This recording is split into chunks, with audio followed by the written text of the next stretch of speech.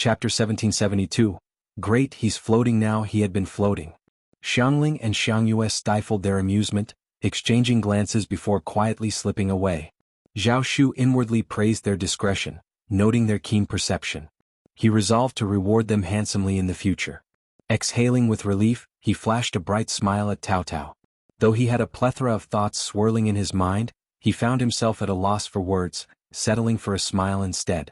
Cao Cao patiently anticipated his words, but as the silence stretched on, she couldn't help but chuckle. Her laughter only fueled Zhao Shu's foolish grin. Cao Cao were engaged. Why, you're happy to marry me, right? Cao Cao fought back the urge to laugh out loud. Why was he stating the obvious? Of course she was willing, they were already engaged.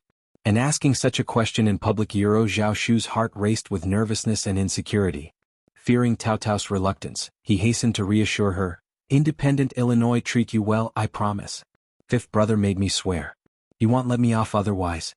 Cao Cao's incredulous stare spoke volumes. To prevent further embarrassment, she interjected, Is that all you have to say? Her words instantly lifted Zhao Shu's spirits. Oh no. I have plenty to say, but am not sure where to begin. Let's take our time, hee. It was as if fifth brother would not let him off. It was a matter of great pride for him. Cao Cao. She couldn't let him continue talking alone, or God knew what else he would say. You only have these words? As soon as Cao Cao spoke, Zhao Shu immediately became happy. Of course not. I have so many things to say, but I don't know which one to say. There's still a long way to go. Let's talk slowly, hee. Cao Cao erupted into laughter, her cheeks flushing pink. Just as Zhao Shu assumed she wouldn't respond, she spoke softly, That's right, there's still much ahead for us. Let's stay together. Cao Cao, I've wanted to tell you this for so long. Just the thought of having you by my side fills me with joy. You and your family are wonderful. Meeting you feels like I've used up all the luck of my life. Cao Cao's heart swelled with sweetness, her eyes glistening with emotion.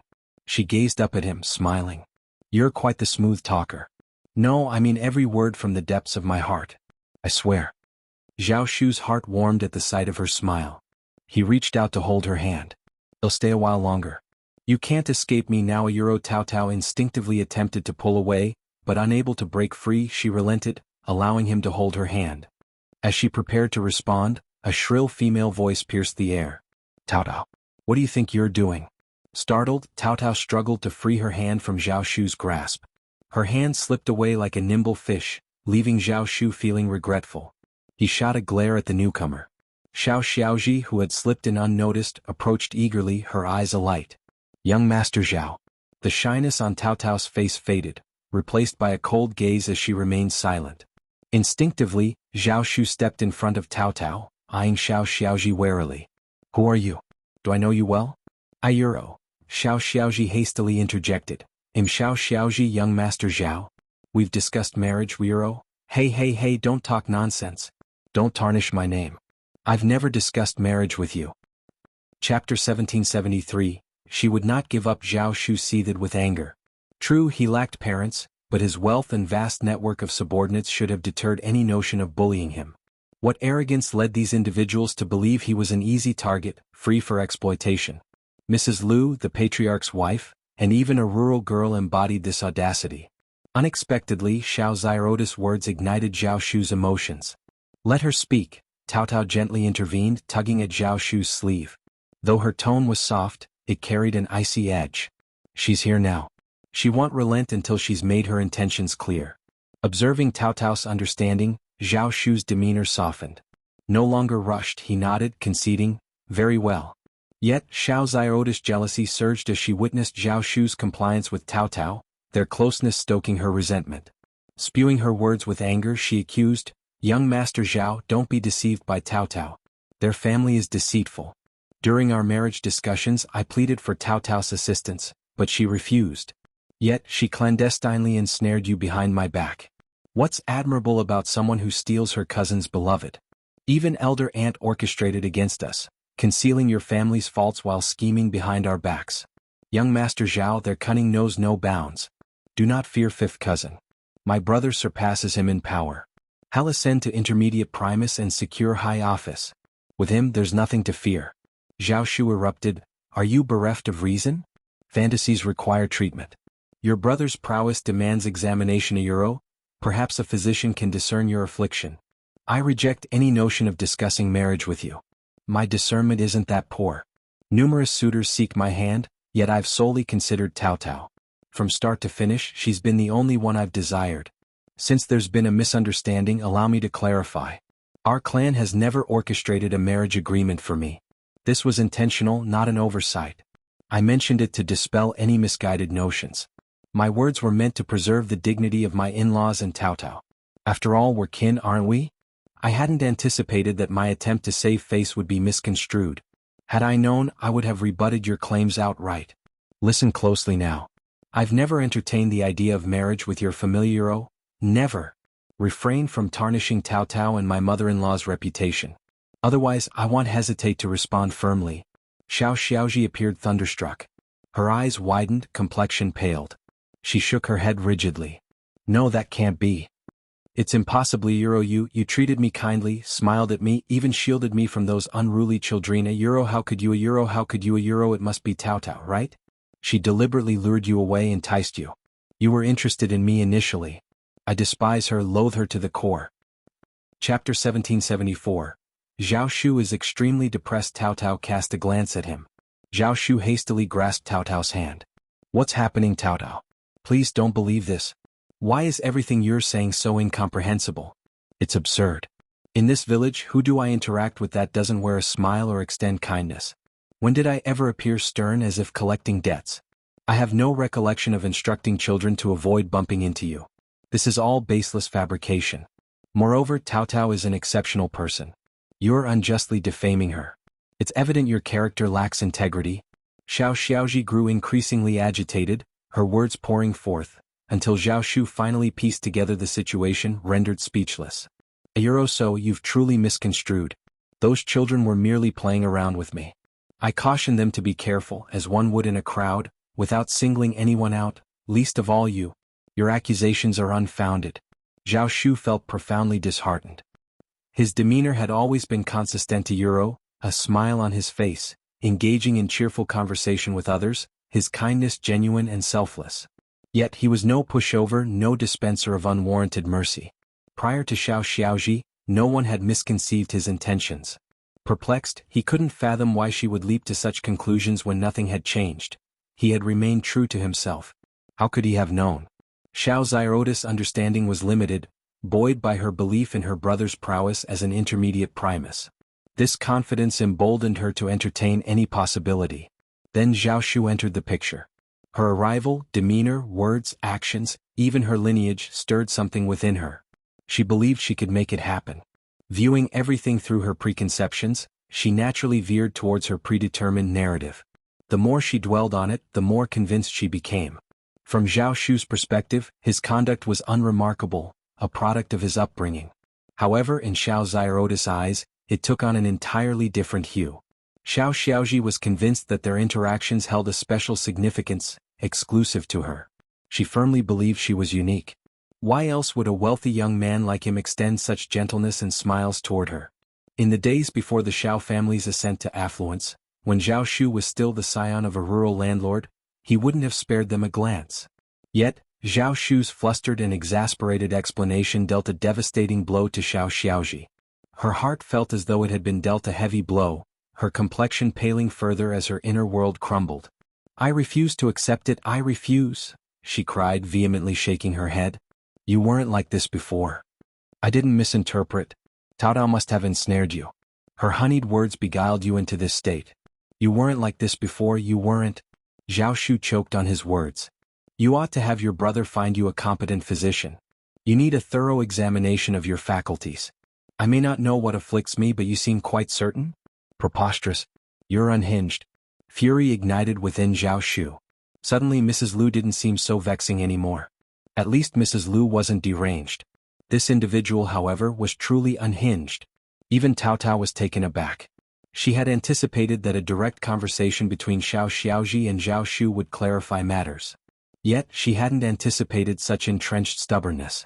Regardless of the evidence presented, Xiao Xiaoji remained steadfast in her delusions. Chapter 1775. Believing in what they chose to believe, she operated on her own distinct brand of logic and reasoning, staunchly adhering to her beliefs regardless of their validity. In that case, there's little more to discuss, Cao Cao remarked, her gaze lingering on Xiao Xiaoji. Your stubbornness is truly unexpected, but you've overlooked something crucial. Reality remains unchanged irrespective of your perceptions. Do you truly believe that Zhao Shu's affection for you hinges on being enchanted by me? So, you sorely underestimate him. He's not easily swayed by others, and I've no inclination to manipulate him. I am betrothed to Zhao Shu. Even without that, he wouldn't choose you over me. He has myriad options. Who do you think you compare to? You've had your say today. It's up to you to reflect. Should you persist in your obstinacy, no one can sway you. Ultimately, you've brought this upon yourself. Initially hesitant to speak so bluntly, Cao Cao had underestimated Xiao Xiaoda's resolve, or rather, she hadn't comprehended the depth of her stubbornness in this matter. Despite the clarity provided, Xiao Xiaoji remained entrenched in her beliefs. Xiao Xiaoji could endure whatever Zhao Shu articulated. She would remain unconvinced regardless. Instead, she maintained that Zhao Shu had succumbed to Cao Cao's influence. However, Cao Cao's words were intolerable to Xiao Xiaoji. Enough. Xiao Xiaoda's resentful glare bore into Cao Cao as she erupted. Why did you steal young Master Zhao from me? Why? You know full well of my feelings for him. You have plenty of options. Why him? Instinctively, Zhao Shu enveloped Cao Cao in a protective embrace. I was the one who proposed to Cao Cao. Please understand. And I implore you, cease professing affection for me. That wasn't my intention. I swear by all that's sacred, shall I make an oath to prove it to you?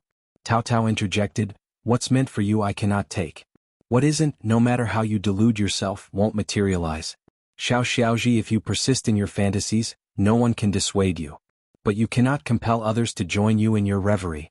Get someone to escort her out, Zhao Shu muttered, feeling an unprecedented urge to lash out physically. There's no reasoning with her. Let's expedite our marriage, all right?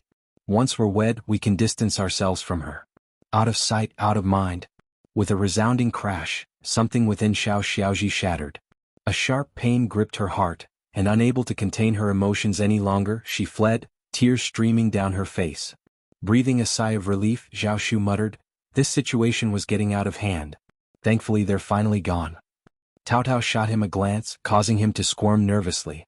Hastily, he clasped her hand, pleading, Cao Cao, please believe me. I have no ulterior motives towards her. I see only you, no one else. Cao Cao chuckled softly, remarking, but you've inadvertently misled her. Choking back a retort, Zhao Shu pondered for a moment before blurting out, maybe I should be more assertive in my interactions, especially with women? No, scratch theta Euro, I'll avoid interactions with women altogether except for you. What nonsense is that? Cao Cao couldn't help but laugh, tears of amusement glistening in her eyes. I was jesting. Why be so rigid and petty? This isn't your fault. She's the one who chose to misconstrue things, to fixate on a dead end. There's no one to blame but her. You shouldn't change a thing because of her. That wouldn't be fair. Chapter 1776, asking, am not aggrieved. Since you've said so, what do I have to feel aggrieved about? Zhao Shu smiled brightly again. He was so easily happy. The awkward and stiff atmosphere between the two of them disappeared, and they became closer. The two of them conversed at length, and Cao Cao eventually smiled and sighed. Let's step out. Xiao Xiaoji paid a visit. I fear my third uncle and third aunt-in-law might stir up trouble again. We should confer with mother, brother, and sister-in-law beforehand, just so they're aware of the potential repercussions should third uncle and third aunt-in-law show up. Absolutely, it's wise to be proactive. Zhao Shu nodded earnestly before lowering his voice. I'm deeply sorry for causing such turmoil. No. Cao Cao shook her head. You're not to blame. It's inconsequential. We needn't dwell on it. Zhao Shu chuckled. Fair point. As they approached the main room, Miss Fang emerged, questioning, why did I hear Ji crying outside? When did she arrive? Did she seek you out? What transpired? Now was the time to set the record straight. Cao Cao recounted the entire encounter in meticulous detail, while Zhao Shu seized every opportunity to reaffirm his stance and intentions. Listening intently, Miss Fang oscillated between annoyance and amusement. However, mindful of Zhao Shu's presence, she refrained from commenting further, instead offering a placating smile. That family is notorious for their penchant for discord, always finding fault in trifles. I understand now. You needn't worry nor take them seriously. Cao Cao smiled graciously. Of course I'll heed your advice. I knew I could rely on you. With a chuckle, Miss Fang suggested, "Feel free to relax in the room or venture into the back garden to gather some seasonal fruits. We have an abundance of delicious options including strawberries, loquats, plums, bayberries and dragon fruits." All right, well go now." Zhao Shu chuckled. "The fruits from my mother-in-law's fruit tree are the sweetest. They're even better than those from other places." Miss Fang was also amused. "Pick more and eat more." "Okay." Observing the departure of Zhao Shu and Tao Tao alongside the maidservant, Miss Fang's lips curled into a sneer. Summoning Miss Su and Yang Xiaoni, she gathered Chunyu and the other maids before marching straight to the third section of the family. Aware of the situation, she couldn't afford to remain idle at home, awaiting the arrival of Ms. Ma and third uncle. Thankfully, Zhao Shu possessed a magnanimous spirit and genuinely cherished Tao Tao. Otherwise, if it were anyone else, how could they not recoil in disgust and discomfort from such circumstances? This issue gnawed at her, a thorn poised to ignite at any moment in the future. What repercussions might it entail for Tao Tao? Did Xiao Xiaoji truly believe she could demand reparation for her dowry? Did she expect the first section of the family to serve as a source of pride for her? Absurd fantasies. Upon learning of Zhao Shu's presence, how could Xiao Xiaoji remain passive? She proved herself to be more sinister and malevolent than her parents. Seething with anger, they casually insinuated that the first section of the family recognized the error of Zhao Shu's marriage and clandestinely intervened. However, Xiao Xiaoji was convinced of this narrative. In her mind, had she been aware of the mistake, she would have implored her parents to reconsider the marriage with Zhao Shu. It could have been rectified long ago. How dare Tao Tao preempt her? To Xiao Xiaoji, Tao Tao's actions were contemptible and audacious. She vowed to expose her. Thus, she clandestinely made her way to the first section of the family to confront Zhao Shu. To her astonishment, she stumbled upon Zhao Shu and Tao Tao engaged in intimate conversation, fueling her envy further. Was this how Tao Tao ensnared young Master Zhao? Young Master Zhao was evidently spellbound by her, reduced to this state. Chapter 1777. Following, however, she never anticipated that their argument would leave her heart shattered. Tears streaming down her face, she dashed back and poured out her grievances to Ms. Ma.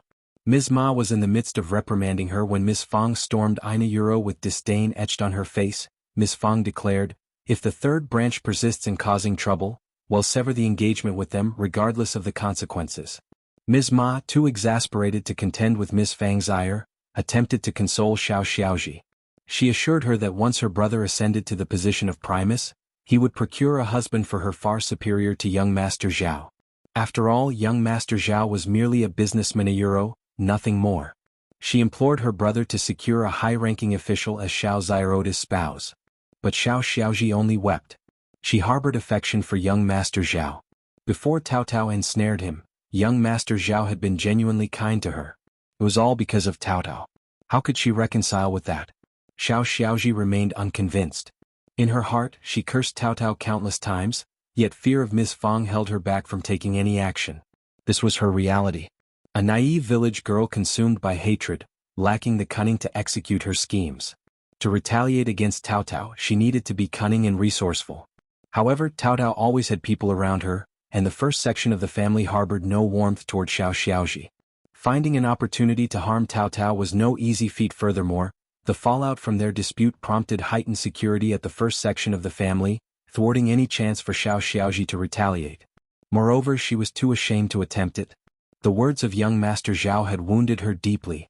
Zhao Shu strolled alongside Tao Tao through the flower field, the cassava field, and the orchard. Unbeknownst to them, Xiao Xiaoji trailed behind, her eyes brimming with emotion. Though Zhao Shu and Tao Tao were aware of her presence, they feigned ignorance. In a village where everyone freely traversed the roads, why should they shun Xiao Xiaoji? Why not extend a greeting and invite her to join them? Yet, Zhao Shu harbored concerns that Xiao Xiaoji might pose a threat to Tao Tao's well-being. Hence, he instructed Tongs Hun and Tongli to shadow them, ensuring Xiao Xiaoji kept her distance. Xiao Xiaoji quickly discerned their vigilance, deepening her resentment and sorrow. Had Tao Tao truly ensnared young Master Zhao to such an extent? Had he truly forsaken their past connection? Yet, she couldn't bring herself to believe it, swiftly dismissing such thoughts. Word of Xiao Xiaoda's clandestine pursuits spread throughout the village, spawning unsavory rumors. Some sighed in sympathy, others mocked her, and a few even approached Ms. Ma, urging her to intervene. But what was the use? Their engagement had already been sealed. Interfering now would only invite ridicule. Besides, young Master Zhao was hardly a suitable match for the daughter of a wealthy family in Heshan County. The prospect was entertained solely due to Lord Xiao and young Master Zhao's camaraderie, not out of merit. Why must she endure such hardships? Their compatibility had always been in question. Xiaoji paled in comparison to Cao Cao. While Lord Xiao held an official position, Cao Cao was the legitimate daughter of an official. Xiao Lulang had yet to achieve the status of a high scholar. Moreover, Cao Cao surpassed Xiaoji in every aspect. Initially indifferent, Ms. Ma entertained hopes that Xiaoji would cause a scene. Even if it ended poorly, she couldn't simply let it slide. However, concerns arose that Xiao Lulang might be affected, prompting Ms. Ma to rein in her actions. Meanwhile, Xiaoji wept profusely. Chapter 1778. Zhao Shu's rage. On this day, Zhao Shu accompanied Cao Cao to Zhang village. As they approached, Xiaoji abruptly dashed out, dropping to her knees in front of their carriage. Tears streamed down her face as she implored Cao Cao to grant her request. Whether her idea was spontaneous or influenced by someone else remained unclear. Yet, amidst her tears and pleas, she didn't beg for young Master Zhao's return. Instead, she beseeched Cao Cao to accept her as a concubine. Her declaration left everyone stunned. Cao Cao, Zhao Shu, Aunt Qing, Xiangling, Tongzhen, and the onlookers from the village were all rendered speechless. Unable to contain himself, Zhao Shu erupted in anger. Are you quite finished? What of your family? Do you have any regard for them? Do you truly believe I'm one to be trifled with? If I were to truly lose my temper, I could make life very difficult for your kin. Your brother still aspires to the civil service, does he not? Well, if he dares to irk me further, he can forget about it. I'll ensure he never sets foot in the bureaucracy.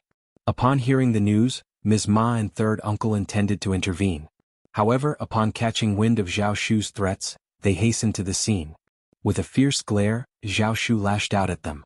You two cowards! Are you too spineless to defend your own honor? Deal with this shameless wretch swiftly, or I'll do it myself. I'll gladly compensate you after I've given him a taste of my whip. Ms. Ma's face darkened as she directed her ire towards Cao Cao. How can you stand by and allow this to happen to your cousin? You're heartless. Silence. Zhao Shu's whip cracked, eliciting a cry of pain from Ms. Ma. Dare to bully Cao Cao in my presence? Do you have a death wish? You came seeking trouble, yet have the gall to accuse others of bullying?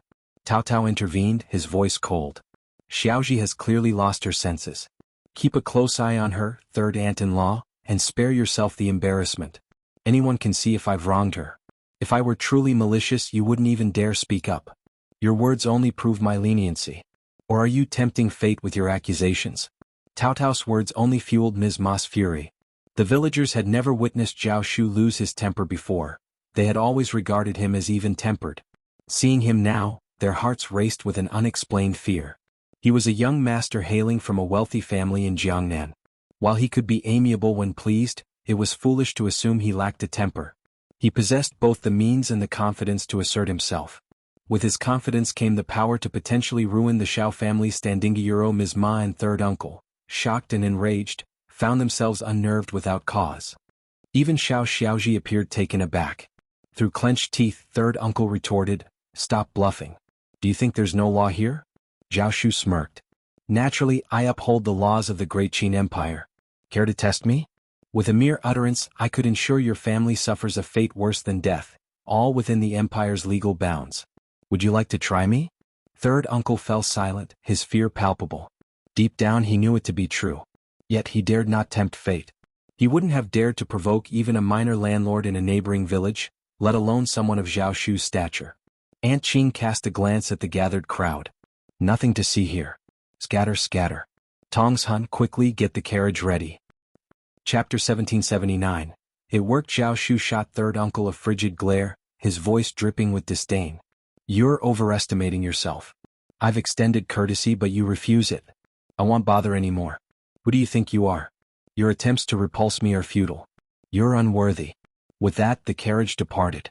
Third uncle and his family were seething with rage, their legs trembling, while Xiao Xirota's eyes bulged in disbelief.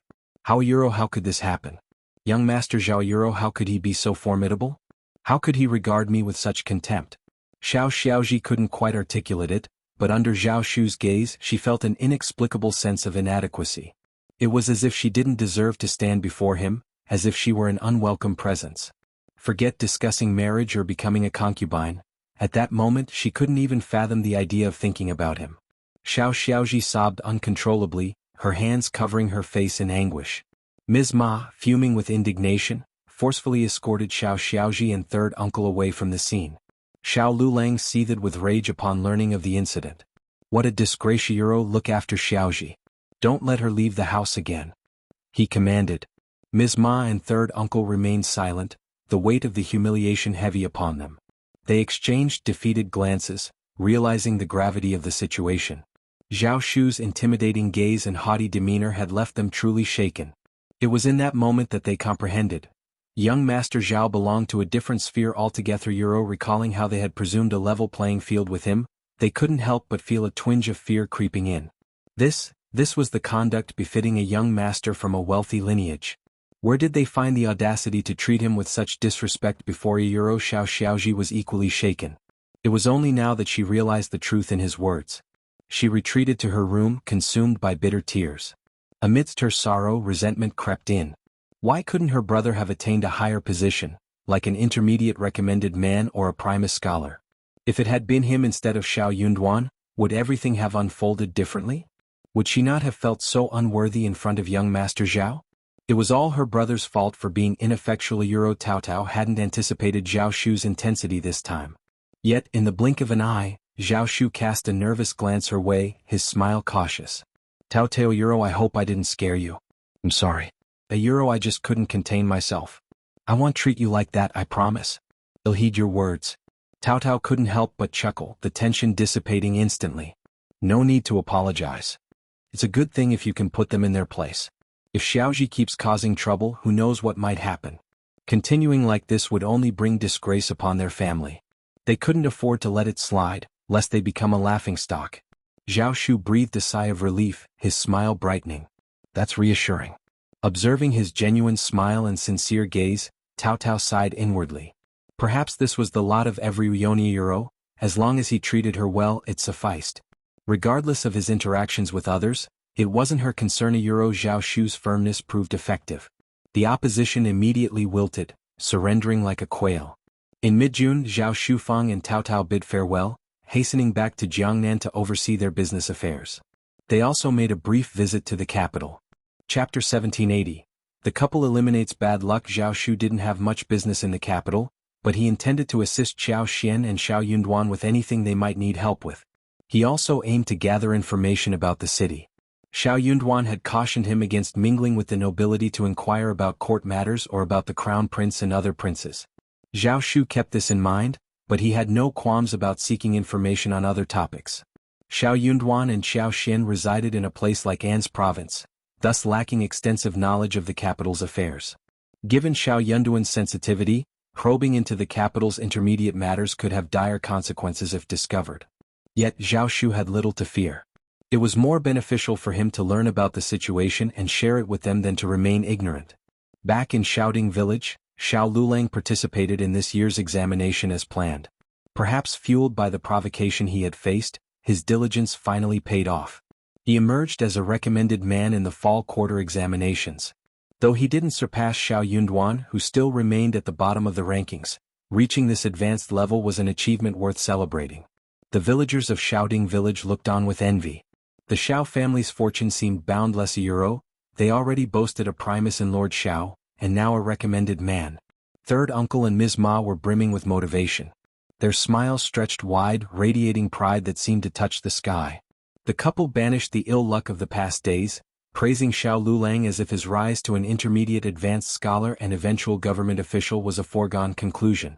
They even hinted that Xiao Lulang would navigate the capital's political circles with finesse, ensuring success and avoiding any conflicts with the nobility. Implying a contrast with Xiao Yunduan. When the villagers offered their congratulations and expressed envy, third uncle and Ms. Ma made sure to include Xiao Yunduan in the celebrations. Yet there lingered a slight dissatisfaction in their hearts, as they only elevated Xiao Yunduan to the status of primus while lauding their Lulang as a recommended man. So what if Xiao Yunduan held the title of primus? If he could achieve it, then Lulang certainly could too. Previously, Lulang had just faced a bit of bad luck. Therefore, when showcasing her son's accomplishments, she felt the need to subtly undermine Xiao Yunduan. Miss Fang sneered upon hearing the news. She refused to let her family stoop to their level. This is laughable. Let them revel in their arrogance. They're merely deluding themselves. I wonder how they'll come crashing down in the future. A recommended man who ranks third from the bottom in Yuzhang, aspiring to become an advanced scholar and even dream of reaching the intermediate primus status? Ah, what a joke. Despite Ms. Ma and third uncle's determination to hold a grand banquet to celebrate, Ms. Fang refused to lend her support. When she pressed Ms. Ma and third uncle about Xiao Yunduan's earlier remarks, they found themselves too embarrassed to offer any rebuttal. Deep down, they couldn't shake off the feeling that the villagers were intentionally comparing Xiao Yunduan unfavorably to Xiao Lulang. The numerous sarcastic comments only fueled their doubts. Rendering Ms. Ma and third uncle speechless, Ms. Fang remarked with a smile, "I pity my son. Why would you undermine him while supposedly supporting him? You trample on my son's achievements and then expect me to finance a celebration for yours? Do you think I'm foolish or easy to bully, Ms. Ma, third brother?" Chapter 1781. Don't go. Let me make this clear. You're not allowed to meddle in this affair either. If you dare to intervene, believe me, I can rally enough people to turn the tables at the banquet. Ms. Ma and third uncle seethed with indignation. Annoyed, Ms. Ma retorted, "I was just talking casually, it's not that big of a deal. My words have no bearing on Wulong's situation. Sister-in-law, you're being petty and overly serious. Besides, when Wulong passed the exam and Lulang didn't make it to intermediate, you all mocked us. Why should we bother arguing with you?" Third uncle chimed in, nodding in agreement. "Exactly. We couldn't care less, so why are you so bothered?" Miss Fang sneered. "Stop twisting the truth. I distinctly remember you all saying that Yunduan only lucked into his intermediate recommendation and isn't as capable as your Lulang." The recollection incensed Miss Fang. "Enough. Keep spewing lies and I won't hold back. Don't think Lulang's recommendation gives you any power over us. My Yunduan is a prefect and you're still wet behind the ears." Third uncle interjected furiously, all right, I get it now. You're just envious. This is nothing but wounded pride. We extended an olive branch in goodwill, offering you an opportunity. If you're not interested, forget it. And when our Lulang achieves success in the future, don't even think about seeking his help." "Exactly. If you think we can't afford a banquet, think again. Not only will we hold it, but we'll make it a grand affair." "That's right. Since you're acting like this, don't bother coming to the banquet." Ms. Ma refused to let the first branch of the family enjoy the banquet she had prepared. "Perfect," Miss Fang remarked with a smirk. "I couldn't care less. I want to attend either way. You can apologize to me first and then extend an invitation. Otherwise, count me out of all your events." Third uncle and Ms. Ma grew even more incensed. She still expected an apology? This sister-in-law was truly living in a dream. Yang Xiaoni couldn't help but inquire, "Mother, if we skip out on these noodles, does that mean we can skip the gift-giving too?" Miss Fang shot a pleased glance at Yang Xiaoni.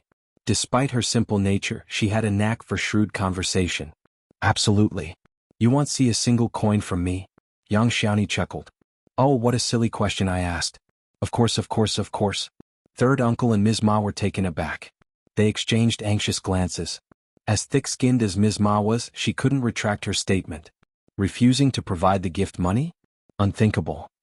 Everyone knew the first branch of the family was affluent, and their familial ties demanded generosity if not more. Their bravado waned instantly. They dared not utter another word and departed crestfallen. Xiao Lulang had been swamped with engagements lately, attending one banquet after another. Upon returning to the village, he overheard some troubling chatter. Incensed, he reprimanded third uncle and Ms. Ma. As a recommended man now, he grasped the importance of maintaining good relations with Xiao Yunduan, particularly until he secured an intermediate advanced scholar position and established himself in the capital. Cultivating a favorable rapport with Xiao Yunduan was imperative. In the bureaucratic realm, connections and patronage were paramount. Even if Xiao Yunduan were ousted from the capital, had still retained some influential ties in the intermediate circles. Chapter 1782.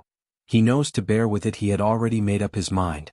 Upon entering the capital, he could either leverage Xiao Yunduan's connections to cultivate relationships with officials, or he could choose to switch sides and align himself with those who had a bone to pick with Xiao Yunduan. Either way, Xiao Yunduan was a factor he had to contend with. Didn't he understand that the first branch of the family was despicable, and Xiao Yunduan was despicable too? Didn't he realize that he would eventually settle the score with them? But was now the time to provoke them? His parents were utterly inept. He wasn't inherently conniving, but he had a penchant for stirring up trouble repeatedly. He was reckless and frivolous. If it weren't for the fact that traditional mourning customs mandated 3 years of mourning for either of them, he might even wish for their demisieuro, just to rid himself of the entanglement. Listen up, both of you. I'll say this only once. Do not go provoke the first branch of the family again. If you can't control your tongue, then keep it still. I won't tolerate a repeat of this, do you understand? Xiao Lulang thundered at third uncle and Ms. Ma. His parents were taken aback. Why, Lulang, why are you siding with the first branch of the family? That's right. Aren't we doing this for your own good? How many recommended men do you think our village produces? Look at how capable you are, Lulang. They're just jealous and resentful. We can't afford to stoop to their level. What was Xiao Yunduan capable of? He was merely lucky, otherwise he would have been ousted from the capital. Useless. If it were his son, such a debacle would never occur. Xiao Lulang felt aggrieved at these remarks. It wasn't just in the village. Even when he ventured out as a guest, the conversation inevitably steered toward the Primus and him. As a recommended man, he felt stifled. The happiness he should have felt was marred by resentment. But what other choice did he have? Could he silence everyone and halt their chatter? Moreover, he had to maintain the facade of a cordial relationship with Xiao Yunduan, despite enduring the envious glances directed his way for having a cousin who was the Primus. Wasn't he deeply aggrieved? Yet, he begrudgingly acknowledged that he received more praise, flattery, and conveniences because of this association. It was utterly vexing and intolerable. His pride prevented him from admitting to his parents that he needed Xiao Yunduan's support at this stage. Thus he could only issue a cold order to them. I know what I need to do. Cease your actions or you'll disrupt my plans. Are we clear? Third uncle and Ms. Ma were taken aback, shaking their heads vigorously. Yes, we understand. We understand now. That's right, we promise not to meddle anymore. Well, refrain from any further actions. Concerned, Xiao Lulang continued to admonish them sternly, his expression icy. With the banquet looming, a representative from the first branch of the family was expected to attend. If he didn't, how could Xiao Lulang secure Xiao Yunduan's assistance?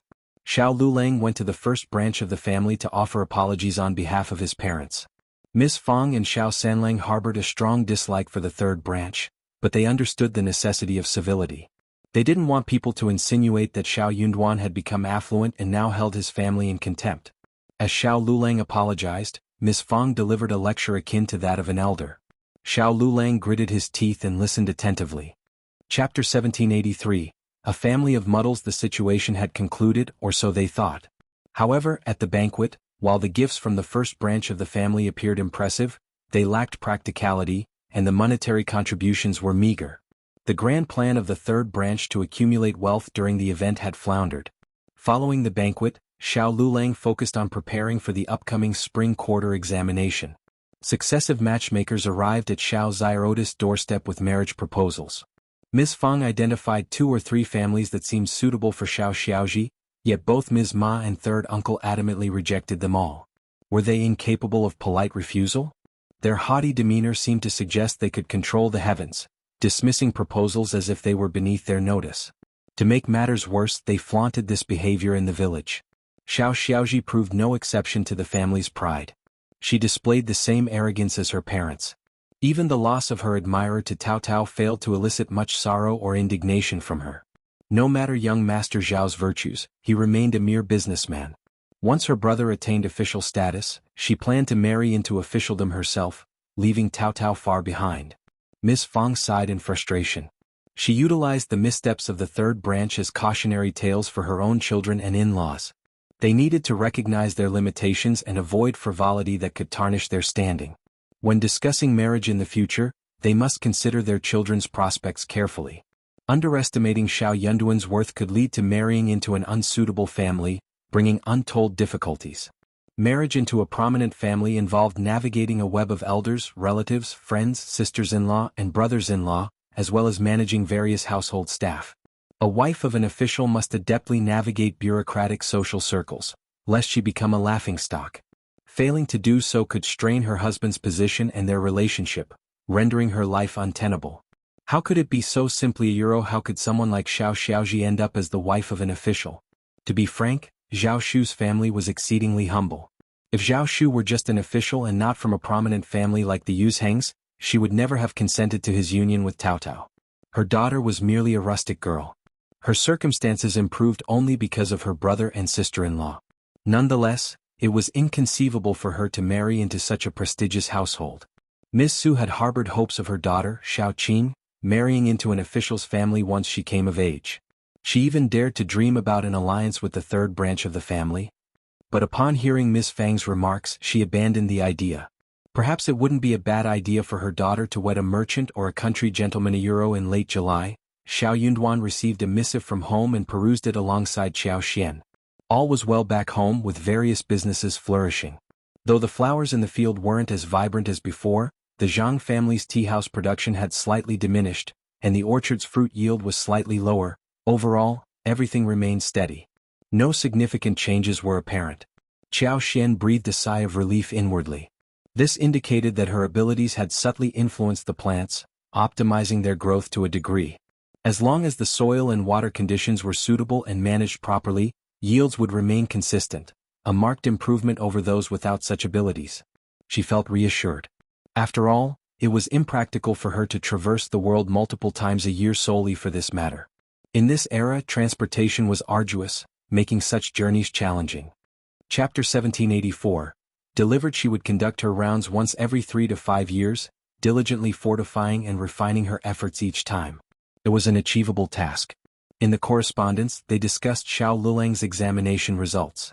Despite ranking third from the bottom, it was still a commendable achievement. Xiao Xian beamed. Impressive that Xiao Lulang managed to secure a rank.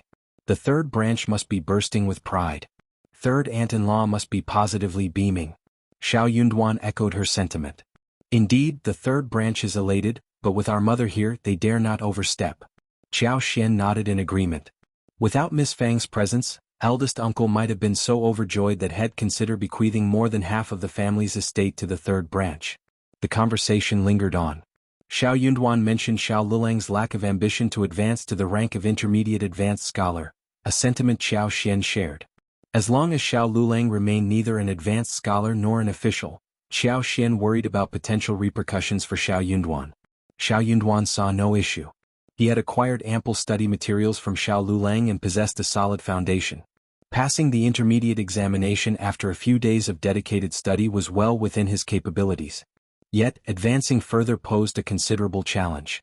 It was worth noting that only 200 to 300 individuals were admitted as advanced scholars during the spring examinations. Not only did scholars from across the empire participate, but also seasoned veterans and previous candidates. The competition was fierce. He understood Xiao Lulang's limitations. In such a cutthroat intermediate competition, Xiao Lulang had no chance at all. Along with the letter from Yuezhing Xiao came the customary assortment of fruits. Mid-June marked the season for various fruits to ripen and be harvested. Yuezhing Xiao had already dispatched emissaries twice before, and this delivery marked the third. Dragon fruit, lychee, longan, mango, papaya, pineapple, honey peaches, and more overflowed from the 5 large baskets as was customary. Harvested in the early morning and swiftly plucked from the trees, they arrived in An's province 2.5 days later, still impeccably fresh. The baskets, half the height of a man, brimmed to the top.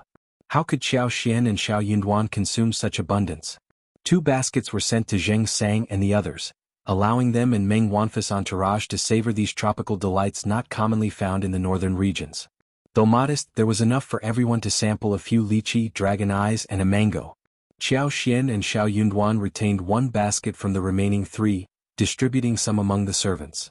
The other 2 were dispatched to the court for Jia Hemming to sample, with a portion reserved for Mrs. Guan, who resided in the back office. It would be remiss not to share with her. In any case, such matters were inconsequential to them. On another note, despite having a surplus stored in her interspace, she could only indulge in these delicacies discreetly. Each time these shipments arrived, she covertly retrieved some for herself. Despite the orchard's expansion, the overall yield remained inadequate. On average, each fruit tree only yielded a few hundred mu. The output wasn't even sufficient for local consumption, let alone exportation. Fresh fruits weren't conducive to long-distance transportation, especially considering the rugged terrain, scorching weather, and lack of effective preservation methods, all of which would inevitably lead to significant losses. Naturally, immediate sale was the most pragmatic option. Chapter 1785. Estrangement. Though An's province and Yuzhong were a mere 500 miles apart, The road conditions were deplorable. Rarely did individuals from Yuzhang venture here, resulting in minimal interaction between the two regions. Furthermore, tropical fruits were scarce. Not a single specimen graced the markets of An's province, leaving its denizens oblivious to the existence of the luscious southern delights already adorning the Yuzhang market hundreds of miles away.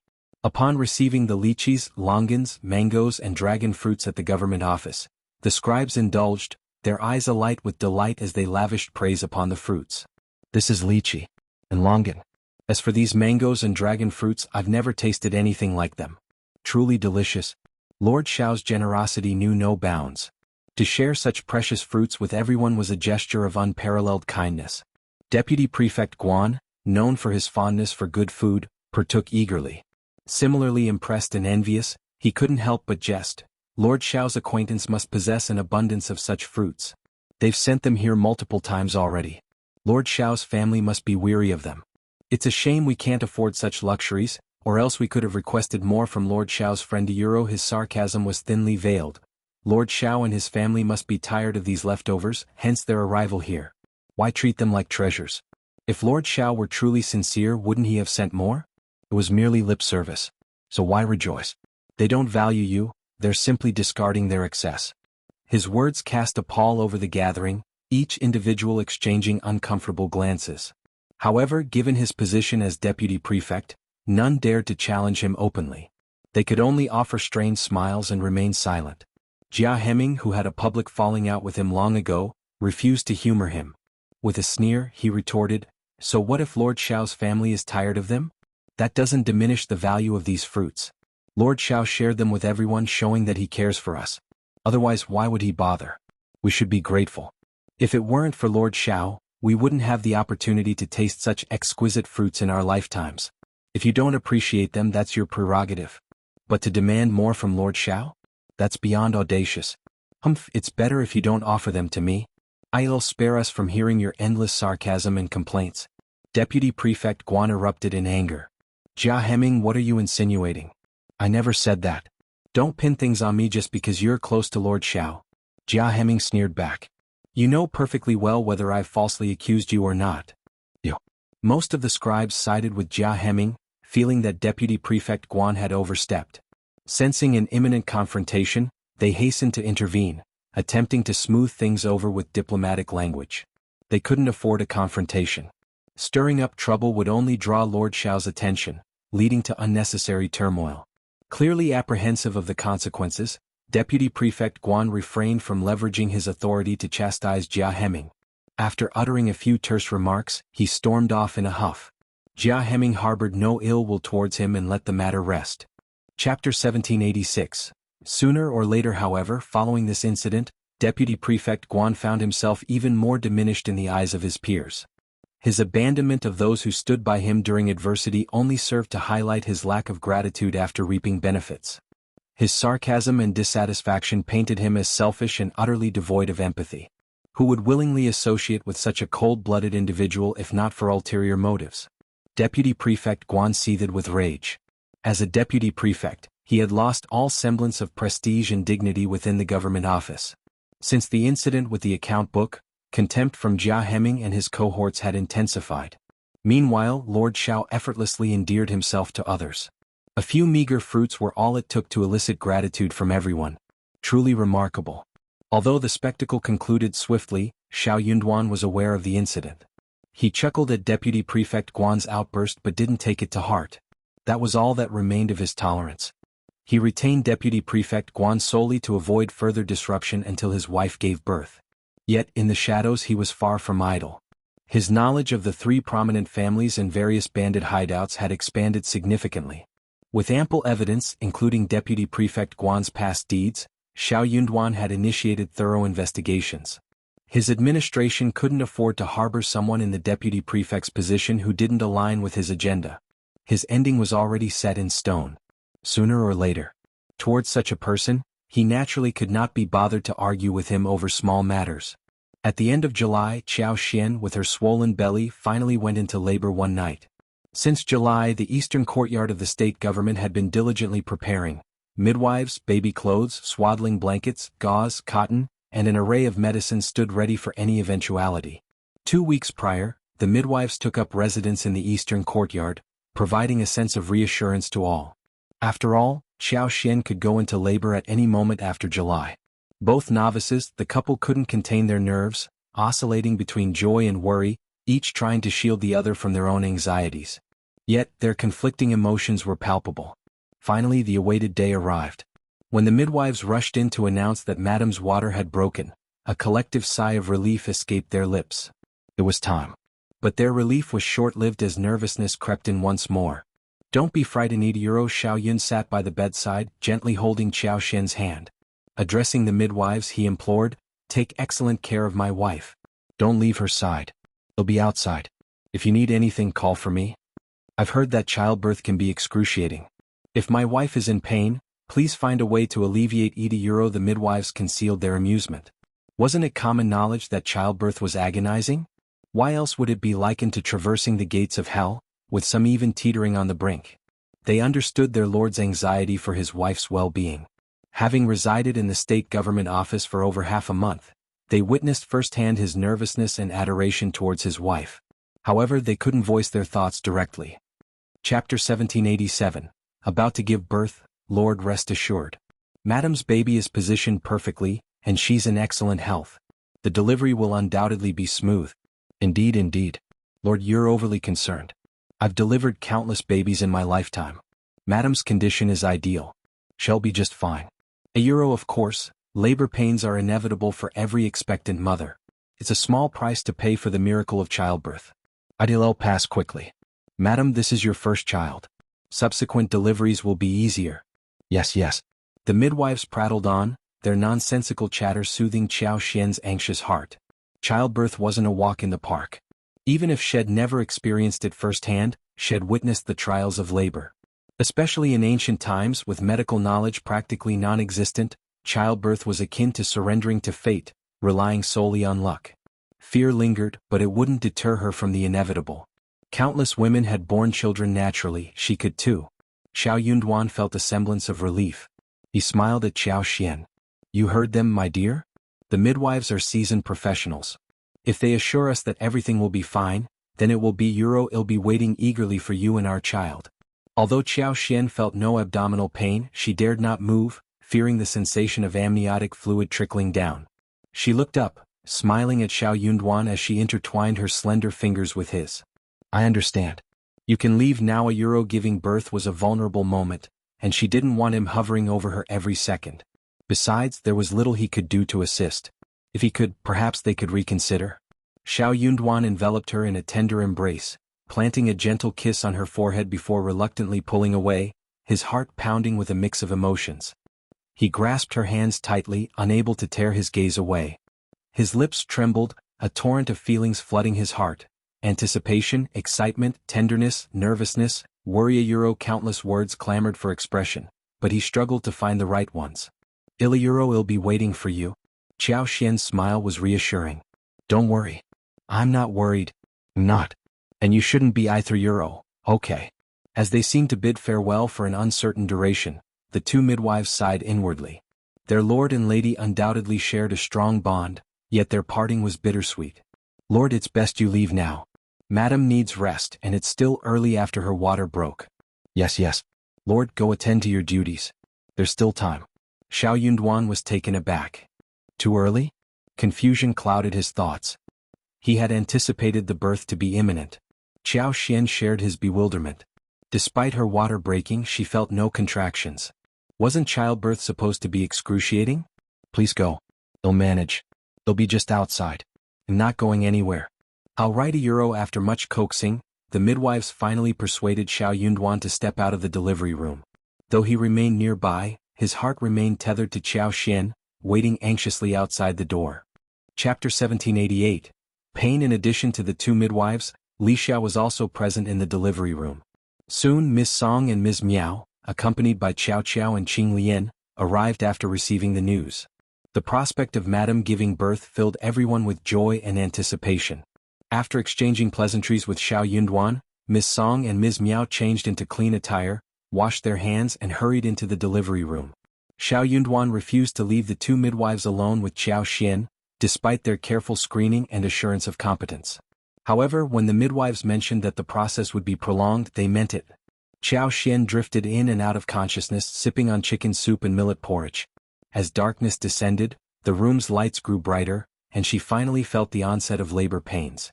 The pain intensified gradually, growing unbearable with each wave, akin to a relentless tidal surge.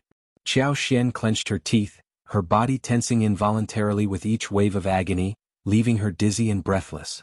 A strangled moan escaped her lips as she endured the excruciating pain of childbirth. Her distress seemed to rouse Xiao Yunduan's anxiety, his urgent voice barely audible through the door, prompting tears to well in her eyes. Chaos ensued in the delivery room. Ms. Song and Ms. Miao worked tirelessly to calm Xiao Yunduan, who was on the verge of bursting into the room. Meanwhile, Madame Xiao endured until her cervix fully dilated, much to the relief of the midwives. Upon hearing their assessment, Qiao Xian felt a glimmer of hope. She took a few sips of ginseng soup and endeavored to follow their instructions, determined to see the process through. The pain remained intense, but in this moment there was hope. With determination, Qiao Xian persevered, and the delivery progressed smoothly. Within mere minutes she sensed a release, her limbs relaxing instinctively. Before the haze of exhaustion lifted, she was greeted by the cries of her newborn and the jubilant laughter of the midwives and Ms. Song. "She's delivered the baby. It's a young master. Congratulations, Lord and Lady. Congratulations, Madam. Congratulations, Lord." Swiftly, the midwife swathed the infant in a soft crimson blanket and presented him to Qiao Xian with a beaming smile. "Behold how handsome your young master is. His hearty cries signify his robust health. Born to parents like you and Lord Xiao, he's destined for a life of privilege and prosperity." The midwives chuckled, showering the newborn with praise. Though Qiao Xian could barely discern their words, her heart swelled with tenderness as she gazed at her son, a gentle smile gracing her pale features. This tiny being was her son, hers and Xiao Yunduan's. She had just brought him into the world. Chapter 1789. Child. This newborn was her most intimate kin, connected to her by blood, a treasure nurtured within her own body. A soft, contented warmth filled her heart, brimming with joy. She longed to reach out, to cradle him in her arms, to caress his tender skin with her fingertips. But her weakened state left her unable to raise her hand. With a gentle smile, one of the midwives carefully placed the child in the cradle beside her bed, while the other directed Li Xia and Ms. Miao to assist. Qiao Xian still had tasks ahead, changing clothes, tidying the bed, eating. She would be occupied for some time. Ms. Song had hurried out to inform Xiao Yunduan of the wonderful news. In fact, the baby's cries had already reached outside. The delivery room door remained ajar, with only a lowered curtain for privacy. The atmosphere was jubilant. Upon hearing the news, everyone offered their congratulations to Madame for delivering a young master. Xiao Yunduan's youthful and handsome face radiated joy, his eyes sparkling with delight as he continued to praise. Upon learning of the proceedings within, he thanked Miss Song before considering entering the room. "Thank you for your assistance, sister-in-law." Miss Song smiled warmly. "My lord, your kindness knows no bounds. Without you and my wife we wouldn't have managed. Witnessing the birth of the young master fills me with immense joy. You and Madame are truly blessed, and your fortunes will only multiply in the future." With these words, Miss Song entered the room to lend a hand. Xiao Yunduan paced the hallway, his gaze flitting towards the room. Eventually he found solace, though his smile remained irrepressible. At last, the weight of the joyous news settled firmly within him, and a smile tugged at his lips. He had a son, a child born of their love. He had become a father. He had yet to lay eyes on the little one his wife had brought into the world, but regardless of appearance, the child was their cherished treasure. Moreover, his wife was radiant with beauty. Surely their little one would be equally adorable. After patiently waiting for about half an hour, everything was finally in order. The bedding had been changed, rendering it clean and plush. Though Qiao Xian hadn't had the chance to bathe, she felt refreshed after wiping herself down with a dry towel and donning clean pajamas. It had been too long since she had felt such relaxation. It was utterly gratifying, akin to a rebirth. Nestled against the bed's headboard, she gazed fondly at her slumbering son in the cradle before her, her eyes brimming with warmth and adoration. She whispered to him in her heart, "Everything I've endured, it's all for you. Every hardship, every sacrifice willingly given. As long as you're healthy and safe, it's all worth it. You must thrive, my darling." As Qiao Xian contemplated her baby, Xiao Yunduan entered the room. With Ms. Song, the midwife, Lixia, and the others having departed, the family of 3 was left in solitude. Xiao Xian's eyes brightened. Husband. Xiao Yunduan settled beside her on the bed, enveloping her in his arms. He tenderly caressed her face, sympathy evident for her pallor. Pressing a gentle kiss to her lips, he murmured, "Thank you for everything you've endured." Chapter 1790. Thank you. Despite the smooth delivery, Xiao Yunduan couldn't help but feel a pang of fear at the sight of the blood on the other end. His wife had sacrificed so much and worked tirelessly for the birth of their child. This level of hardship wasn't fleeting, it had endured for months. And yet, raising a child would prove even more challenging. The depth of his compassion deepened at the thought. Initially, Xiao Xian hadn't dwelled on it, but as she found solace in his embrace, she suddenly felt overwhelmed, on the verge of tears. Xiao Yunduan pressed a tender kiss to her forehead, comforting her with gentle words as they lingered together before turning their attention to the baby in the cradle. The infant lay still, unable to move with his tiny hands. Xiao Xian dared not risk having him sleep on the bed beside her. What if the blanket covered his face, or if she accidentally shifted and pressed against him? After the midwife had instructed her to feed the baby, she nursed him until he drifted off to sleep, then carefully placed him back in the cradle. Beneath the soft blanket, his small head, delicate features, and dark hair were revealed as he slumbered peacefully, radiating an undeniable charm. He's so cute. Yes, he's still very obedient. I heard that babies love to bathe. Let's bathe him together in a few days, okay? Okay. However, he might be afraid when he enters the water. We have to let him hold our fingers. That way he should feel safe. He's still young. How would he know this? Who said that? He understands. All right, I understand. The 2 of them gazed at their baby with shared joy and wonder, their words overlapping in their excitement. After a while, Lichio and Lixia entered with stewed black chicken, red dates, and wolfberry soup. Madam, have some. The midwife and Auntie Song mentioned that you need to replenish your blood.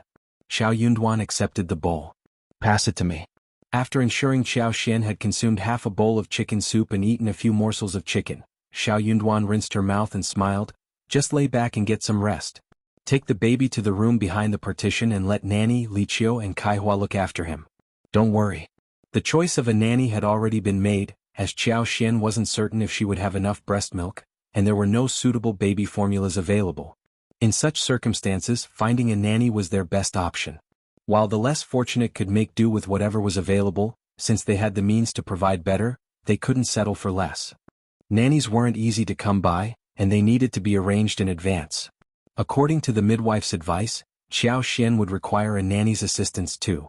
Hearing his words, Xiao Xian felt conflicted and reluctant, but she knew she couldn't manage everything on her own. Exhausted, she glanced at the still sleeping baby and nodded. She mustered a smile and said, "You must be tired too. Go and rest." "Of course, don't worry." Xiao Yunduan kissed her forehead and instructed the maid to carefully carry the cradle away. Xiao Yunduan longed to touch the child's face, but fearing his rough fingers might harm the delicate skin, he refrained from doing so. Observing Lixia and the others wheeling away the baby's cradle, he tucked Xiao Xian in and offered her gentle reassurance before departing. Chapter 1791. Preparing to move. At this moment, it was almost dawn. In the dark blue and black intermediate sky, the morning star was as dazzling as a diamond. It hung alone in front, its position so low that it seemed like it could be raised with a raise of its hand. It was almost dawn. Xiao Yunduan was so excited that he was no longer sleepy. He simply went to the study and sat down quietly. He wrote a few words and waited for dawn. He and Xiao Xian's baby was finally born smoothly. He was both happy that he was a beginner father and felt that this was a good sign and a good sign. His child was born successfully, and his wife seemed to be in good condition. After a few days of nourishment and confinement, her body was still very healthy. Then he could plan his next step. He could not continue like this. Sooner or later he would be ready to take action. He had been in An's province for almost a year, but he had not done anything. He had taken control of the prefect's office and solved the problem of the rice seeds and the debt owed by the state office, which was nothing to Xiao Yunduan. Any one of these 3 questions was enough to crush a normal prefect lord to the point where he had no choice but to submit. But for Xiao Yunduan, it was just a passive way to solve the problem. This was worlds apart from his beginner's heart. A dark greenish-white hue slowly emerged on the eastern horizon, gradually diffusing and intensifying until the sky brightened with the breaking dawn. As the new day began, the buzz of excitement swept through the city. Word quickly spread that Madame Xiao had given birth to a young master, making Lord Xiao a father. Commoners offered their heartfelt congratulations to Xiao Yunduan and Xiao Xian. Under Lord Xiao's capable leadership, officials and landowners had fallen into line, abandoning their former bad habits and approaching matters with integrity. The once unruly three prominent families found themselves reined in by Lord Xiao's firm hand, earning him the wholehearted admiration of the populace. And to add to his accomplishments, Lord Xiao had swiftly overseen the harvesting of the grain upon his arrival. These seeds, transported through alternative channels by Lord Xiao himself, had flourished despite the year's typical weather conditions. The rice fields were now brimming with promising crops, a testament to Lord Xiao's foresight and resourcefulness. As the rice continued to grow, it became evident to everyone that this year's crop was flourishing exceptionally well. Surveying the fields, Xiao Yunduan marveled at the long, robust stalks of rice. Their substantial size and weight indicated a bountiful yield. According to seasoned farmers, this year's rice production was expected to surpass previous years by at least 30%. In particularly fertile fields, meticulously tended to by diligent workers, the increase in output was even more pronounced. The superiority of these crops was apparent when compared to the rice grown by wealthy landowners through their own channels. Food, the lifeblood of the people, took precedence above all else. The increased food production brought immense joy to the people of An's province, who expressed profound gratitude for Lord Xiao's benevolence. They credited him with coming to their aid like a bodhisattva. With Madame Xiao's successful childbirth and Lord Xiao's newfound fatherhood, the community rejoiced wholeheartedly. They extended their heartfelt wishes for the longevity and happiness of the entire Xiao family, including the newly arrived young master. Chapter 1792. Happiness. The news of Xiao Xian's successful delivery spread quickly among the prominent families, prompting them to dispatch women to deliver congratulatory gifts. Following An's province's customs, only close relatives and dear friends would attend the third birthday celebration, while the one-month-old celebration typically saw a broader circle of guests. During the confinement period, it was customary to send gifts and visit the mother's home to offer congratulations and support. Guests wouldn't bring gifts on the day of the banquet, as the host would have already prepared tokens of appreciation, usually in the form of wedding noodles and eggs. In light of this, the various families began preparing their gifts, organizing groups to send their regards. Upon learning of Xiao Xian's delivery, Mrs. Guan's heart sank. While she didn't wish harm upon Xiao Xian or the child, she harbored hopes of a difficult delivery, perhaps even near death. In her ideal scenario, the child would have been a girl, complicating Lord Xiao's sentiments and tarnishing the couple's relationship. Such an outcome would have brought her immense satisfaction. Unexpectedly, everything went smoothly with the delivery, much to Mrs. Guan's dismay. Not only was it Xiao Xian's first child, but both mother and son were safe and the child was a boy. Mrs. Guan couldn't find it in herself to be pleased that Lord Xiao now had a legitimate heir. Despite her unhappiness, Mrs. Guan felt obligated to visit and express her concern, given her proximity to the family as the deputy prefect's wife. With gifts in hand and accompanied by Nanny Ding and Jinju, Mrs. Guan made her way to the east courtyard. Meanwhile, Xiao Xian had already awakened. Newly minted as a mother, she was brimming with excitement and couldn't sleep for long. Just as she had finished drinking some water and millet porridge, the baby woke up, prompting the attendants to tend to him. His cries were delicate and heartrending, stirring empathy in anyone who heard them. Xiao Xian, separated from the commotion by a partition and screen, instructed Li Xia to inform the attendants that she would bring the child over later. The baby instinctively sought comfort in his mother's arms. As Xiao Xian gently patted him and spoke soothing words, the baby quieted down, finding solace in her familiar voice and heartbeat. With tearful eyes, he gazed at Xiao Xian, melting her heart with his innocence and vulnerability. She couldn't help but feel a surge of love for her son. What an endearing little creature he was. After nursing the baby and lulling him back to sleep, Xiao Xian entrusted him to the nanny, who carefully placed him in the cradle. Upon learning of Mrs. Guan's visit, Xiao Xian hastily instructed Li Xia and Li Qiu to help her freshen up, ensuring she looked presentable before welcoming their guest. Aware of the baby's fragility, having only recently emerged from the safety of his mother's womb, Xiao Xian was cautious about exposing him to the outside world and its array of bacteria. She hesitated to let outsiders near him, fearing he might not cope well with the new environment. For the next 10 to 20 days, she resolved to keep him shielded from visitors. The last thing she wanted was for any harm to befall him. As Mrs. Guan entered the room, she found Xiao Xian lying on the bed, a serene smile gracing her features despite the lingering paleness from her recent childbirth. Chapter 1793, Comprehension. She looked extremely energetic. Mrs. Guan got even more depressed. She forced a smile and greeted Xiao Xian with a smile. Madame Xiao, you are so lucky. Xiao Xian nodded with a smile. After exchanging some pleasantries, Mrs. Guan expressed that she wanted to see the baby, but Xiao Xian turned her down. The baby has just fallen asleep and he will wake up very soon. I am sorry, but we can ask you to see him when he is 1 month old. Mrs. Guan didn't push to see the baby, but Xiao Xian's words left her feeling slighted. She sensed a subtle condescension and promptly masked her disappointment before bidding her farewell. Xiao Xian paid her reaction no mind, convinced that Deputy Prefect Guan's woes were just beginning. Even a deputy prefect finds trouble. Surely she's not exempt. Meanwhile, Xiao Yunduan had intended to return home earlier to spend time with his wife and son, but office duties kept him busy until noon. Upon his arrival, he changed into fresh clothes as his wife had instructed.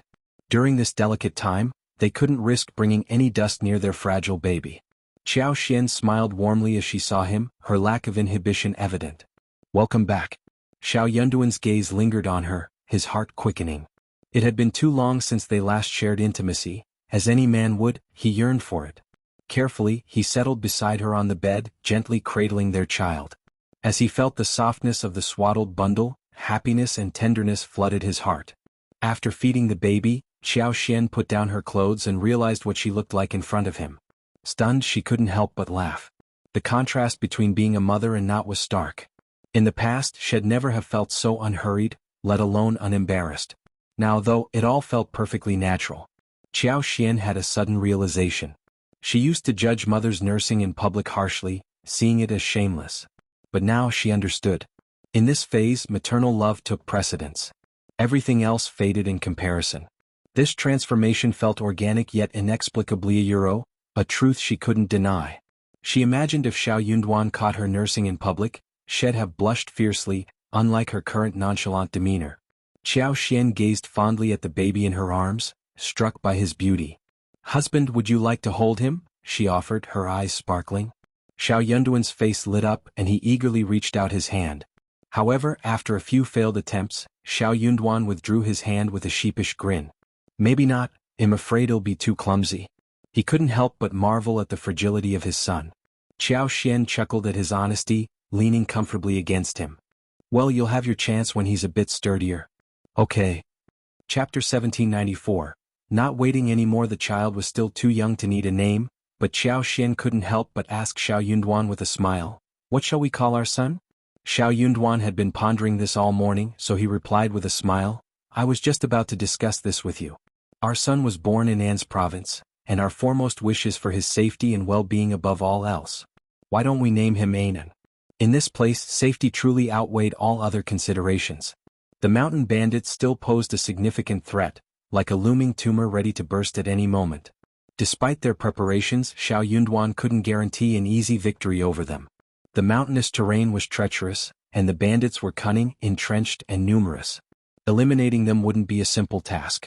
Previously, the injuries sustained by the Tigerhead tribe were not solely due to being surrounded, but also due to their own error. They were outnumbered, underestimated the enemy, and were betrayed by their scouts who revealed their location. Yet, launching a proactive assault on the bandit stronghold was no easy feat otherwise, An's province wouldn't be in its current state, and the imperial court wouldn't have tolerated it for so long.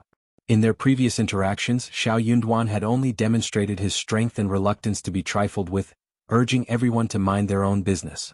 But that wasn't enough for him. He was determined to crack this tough nut. Conquering the bandits would not only secure his promotion but also provide a fallback plan. Even if he couldn't recover from his current predicament, no one would dare to cross him lightly. At that moment, he had the freedom to choose his path: advance or retreat, ensuring the safety of his family. The entrenched bandits posed a significant threat to An's province, and as an ambitious young official, Xiao Yunduan was eager to make a difference for the local people. It seemed like a simple concept, but achieving it here was anything but easy. Yet, it was the most heartfelt wish and the ultimate aspiration. Xiao Xian grasped the depth of Xiao Yunduan's intentions, her heart softening as she nestled against his arms. Anan is a wonderful name indeed. Anan, stay safe, my love. We'll be all right. Yes, we will, he affirmed. Their smiles met in silent agreement before they shared a tender kiss. After their moment together, Xiao Yunduan arranged for someone to take the child to rest. He had one more matter to discuss with Qiao Xian. Qiao Xian instructed the nanny and Zhu to care for Anan, entrusting her to the capable hands of Kai Ming and Kai Yun, who were responsible for her well-being. Anan proved to be a finicky eater, only willing to nurse from Qiao Xian herself. Despite Aunt Zhu's efforts, Anan adamantly refused to feed from her. Tears welled in her eyes as she turned her head away, rejecting the offered breast. With limited milk production, Qiao Xian resorted to spoon-feeding Anan milk from a bowl, finally coaxing her to eat. Wife, the autumn harvest is approaching, which means heavy taxes. The Fan family, with their vast lands, will likely lead the resistance and cause trouble. I see an opportunity to address this issue along with Deputy Prefect Guanayuro. It was clear they couldn't allow vermin like Deputy Prefect Guan to persist into the new year. Chapter 1795. Tax Xiao Yunduan knew he couldn't confront the bandits without first rooting out the corruption within the state office. An attack from both inside and out could spell disaster. Qiao Xian wholeheartedly agreed. To tackle external threats, they had to address internal ones first. It was imperative to deal with Deputy Prefect Guan and his cronies before they could effectively combat the bandits. By the time she emerged from confinement, she'd be able to lend her support in handling the bandits. Since giving birth, Qiao Xian felt her powers gradually returning, perhaps even stronger than before. If you have a plan, go ahead. They'll take care of Anan. We rarely venture out, so don't worry about us, she assured him. Xiao Yunduan gently held her hand, his expression pained. I must confess, my actions may disrupt Anan's 1-month celebration. I feel guilty towards you and our son. Naturally, he wished for their eldest son's celebration to be a joyous occasion. Yet, once he initiated action, there was no telling if someone would exploit the event to cause trouble. Qiao Xian's response was immediate and understanding. Anan won't hold it against you and neither will I. We understand what truly matters. Besides, having Deputy Prefect Guan's family residing in the West Yard isn't appropriate. I hope they vacate soon. Living in close proximity within the state office compound meant frequent interactions, which heightened Xiao Xian's concern, especially now with a newborn. The infant was too fragile to withstand even minor mishaps. Their safest option was to compel Deputy Prefect Guan's family to leave. Yet, they were entitled to reside in the government office compound, making eviction without cause impractical. Unless Deputy Prefect Guan ceased to hold his position, their situation remained unchanged. Moreover, there was no need to delay any longer. With the child safely born and Qiao Xian gradually recovering, action could be taken. Surely they couldn't allow Meng Wanfu and Ding Xiang's associates to linger indefinitely. As time passed, the risk of their presence being discovered increased, diminishing their effectiveness as a surprise asset. Though Xiao Yunduan knew Qiao Xian would support his decision, he couldn't shake the guilt. Gently he touched her face, offering reassurance. Reminding himself to treat her kindly, he vowed to do just that. The following day, Xiao Yunduan convened a meeting with Deputy Prefect Guan Jia Heming and other officials to discuss post-harvest taxation. As per Great Qin's regulations, families were obligated to pay taxes in the form of public grain, determined by the quantity and quality of their lands and crops. Even noble families enjoyed only partial tax exemptions, with the rest payable in taxes. While some noble families skirted the rules to some extent, the imperial court typically turned a blind eye to minor infractions. However, concrete evidence left no room for escape.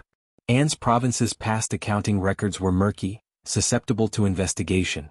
Any revelations would throw the entire province into disarray, rendering it ungovernable. Thus, Xiao Yunduan had refrained from delving into the past, opting instead to publicly address the issue, providing a semblance of reassurance to the populace. Chapter 1796. Fan family. However, starting this year, adherence to the laws of the Great Qin Empire and the regulations of the state government became imperative. Although the large and small family clans associated with the three major families were reluctant, they dared not defy them. They simply followed their lead, albeit begrudgingly. Previously, the situation had been manageable. But with the imminent autumn harvest, it became evident that the Fan family, boasting a vast plantation spanning 150,000 acres, would face substantial tax obligations under Great Qin law. Aware of old lady Fan's formidable character and the strained relationship between the Fan family and Lord Xiao and his wife, many eagerly awaited the outcome of this impending tax collection. Xiao Yunduan convened a meeting with the deputy prefect and outlined two directives. Firstly, they were to verify the acreage of fertile land in An's province, ensuring it aligned with government records. Secondly, preparations for post-harvest tax collection were to be made. Given the tight time frame, it was impossible to conduct thorough investigations across all families from the major clans to the affluent households. In reality, as long as the three major families cooperated, the compliance of other families was assured. However, the pivotal question remained: would the three great clans, especially the Fan clan, cooperate? As Xiao Yunduan broached the subject, silence enveloped the room. After a moment, he glanced at his colleagues. This matter concerns the stability of An's province and each one of us. Does anyone have anything to add? Taxation was essential for funding various public projects vital to the welfare of An's province's residents, including infrastructure repairs, canal maintenance, and provisions for emergencies like famine or shortages. Initially, a portion of the taxes collected across various regions was expected to be remitted to the national treasury. However, An's province operated under unique circumstances. For over a decade, it hadn't forwarded any taxes to the imperial court. Naturally, the imperial court wasn't inclined to provide funds to An's province without justification. The province had to rely on its own resources. Any prefect daring enough to request funds for food distribution risked investigation by imperial officials. Failure to justify such requests would spell trouble for the prefect. It was deemed unreasonable for a region to be self-sufficient without contributing taxes. Consequently, prefects refrained from petitioning the imperial court for financial aid, preferring instead to borrow from local affluent individuals. Given the prevailing submission, dissent was unheard of. Yet, An's province defied conventional norms. Here strength often trumped logic. Xiao Yunduan grinned. In that case, let's proceed as follows. Deputy Prefect, you'll oversee the land inspection. Within 10 days, we'll scrutinize the holdings of the three major families. Prior to the autumn harvest and tax collection, I expect all families with over 300 mu of land to undergo examination. Chapter 1797. Pulling together, handle this matter separately. Personally oversee the inspections of the three major clans. If any issues arise, inform me promptly, understood? Xiao Yunduan instructed. Deputy Prefect Guan seethed inwardly. What could he do? Certainly not this. Wasn't this essentially setting him up to offend someone and face the consequences? In the past, he might have agreed without hesitation. It would have been easy, just a matter of deceiving them. But now he doubted he could deceive Lord Xiao. Were the three great clans individuals he could afford to offend? He certainly didn't want to provoke their ire. What would he gain from offending them? He could kiss any hopes of skimming from tax collections goodbye. Given the circumstances, why subject himself to such a thankless task? Yet he couldn't refuse. His previous mistake had been convalescing for so long that Lord Xiao had capitalized on his absence to suppress his allies and consolidate power. By the time he returned, it was too late.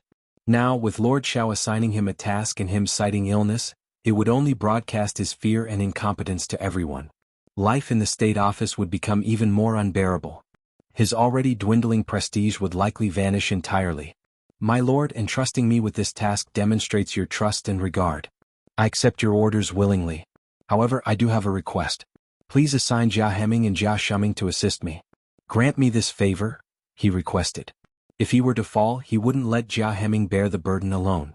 The scribes exchanged knowing glances with their peers, silently acknowledging the deputy prefect lord's astuteness. Xiao Yunduan turned his gaze towards Jia Heming. Internally, Jia Heming sneered. Rising from his seat, he bowed to Xiao Yunduan. My lord, I have always been eager to assist you and serve the people of An's province. I'm more than willing to take on this responsibility. You've made the right choice. Xiao Yunduan exclaimed with a hearty laugh, nodding in approval. In that case, you'll collaborate with Deputy Prefect Guan. Proceed with haste. Should you require additional manpower, enlist support from the government office. You have my backing. Thank you, my lord. Deputy Prefect Guan grew weary of hearing Xiao Yunduan's praise.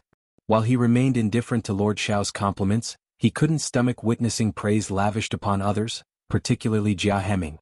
With the matter settled, word of it quickly spread throughout An's province, disseminating to the 17 subordinate towns.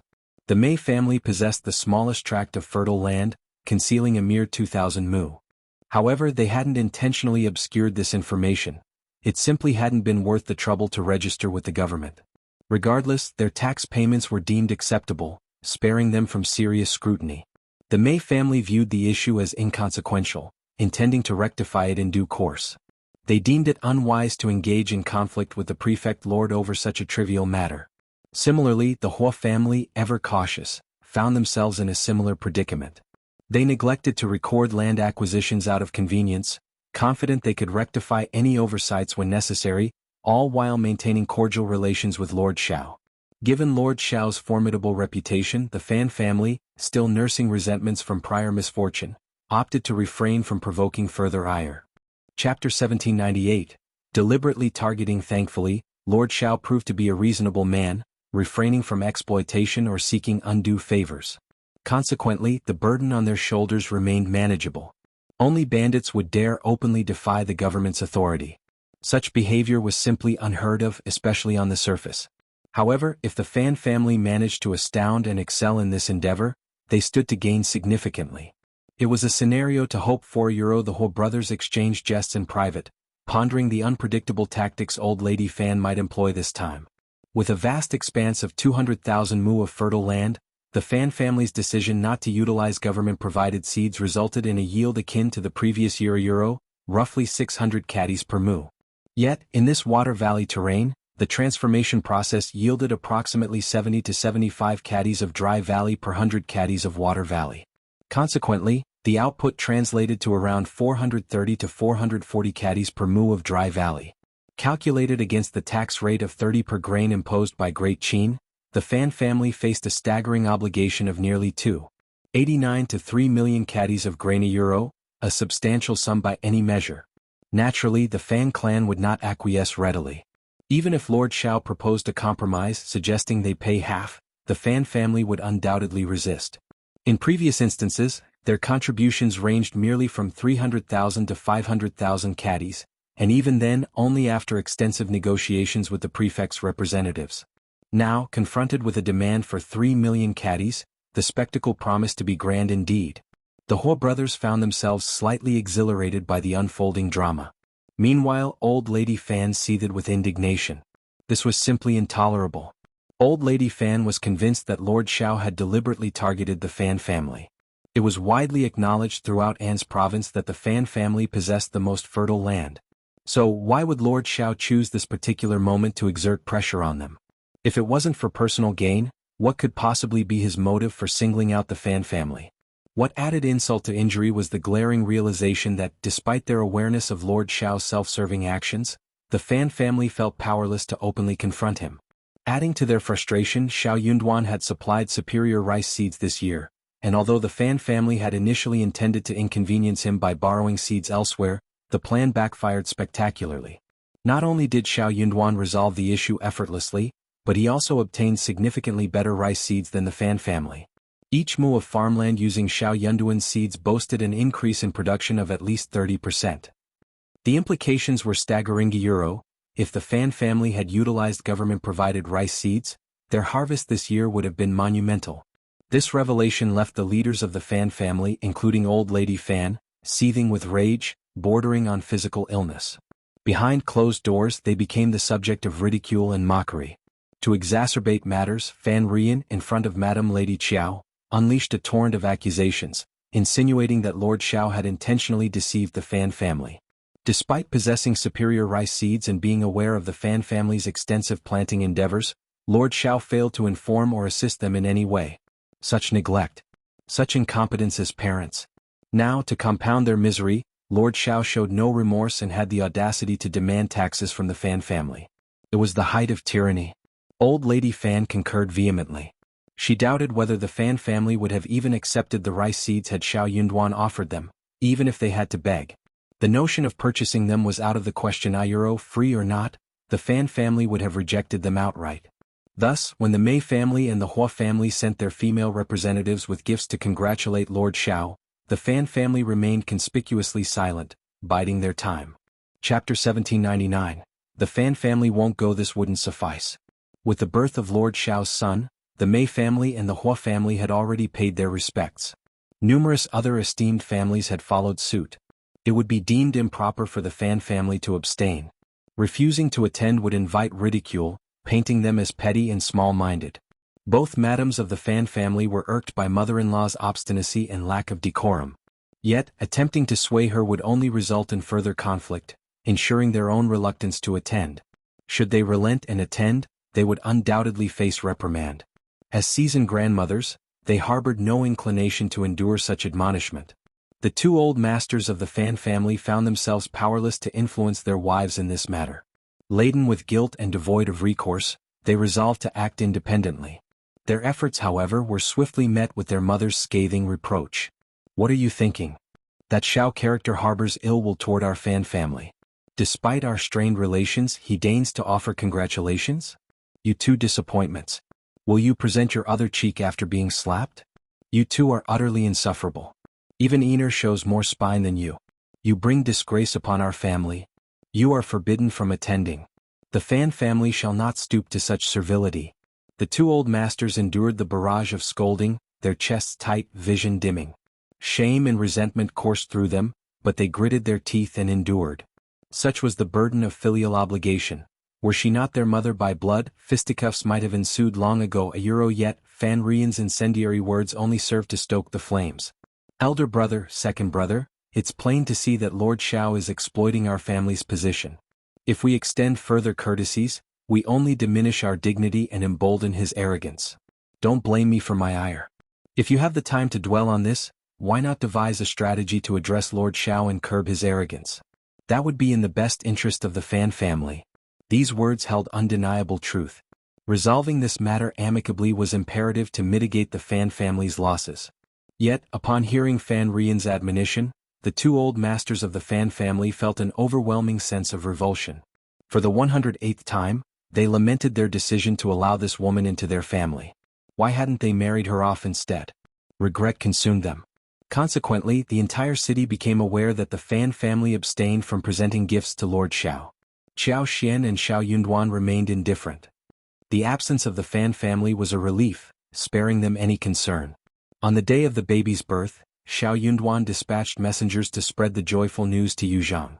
The Yuezhing family expressed their happiness upon hearing the news and relayed it to Xiaoding village. Despite her son, daughter-in-law, and grandson's absence, Miss Fang radiated joy in the village. She paid respects to their ancestors and planned several small banquets to honor the land officer, village elders, and those close to them. Furthermore, she requested the Yuezhing family to deliver clothing, shoes, socks, swaddling clothes, longevity locks, gold bracelets, red dates, and cubelos for the expectant mother.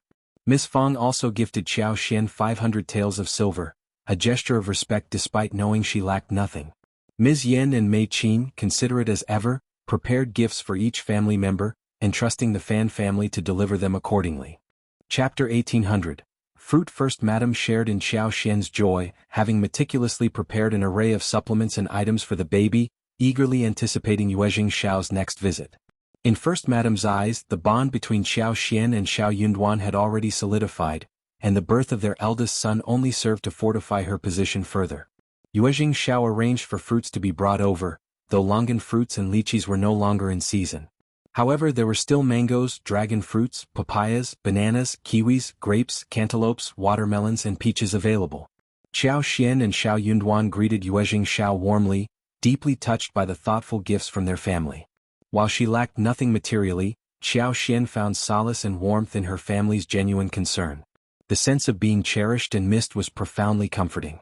Conversely, the attitude of, "Since you have everything I want, give it to you," proved to be the most disheartening. Yet Yuezhing Xiao found himself occupied as well.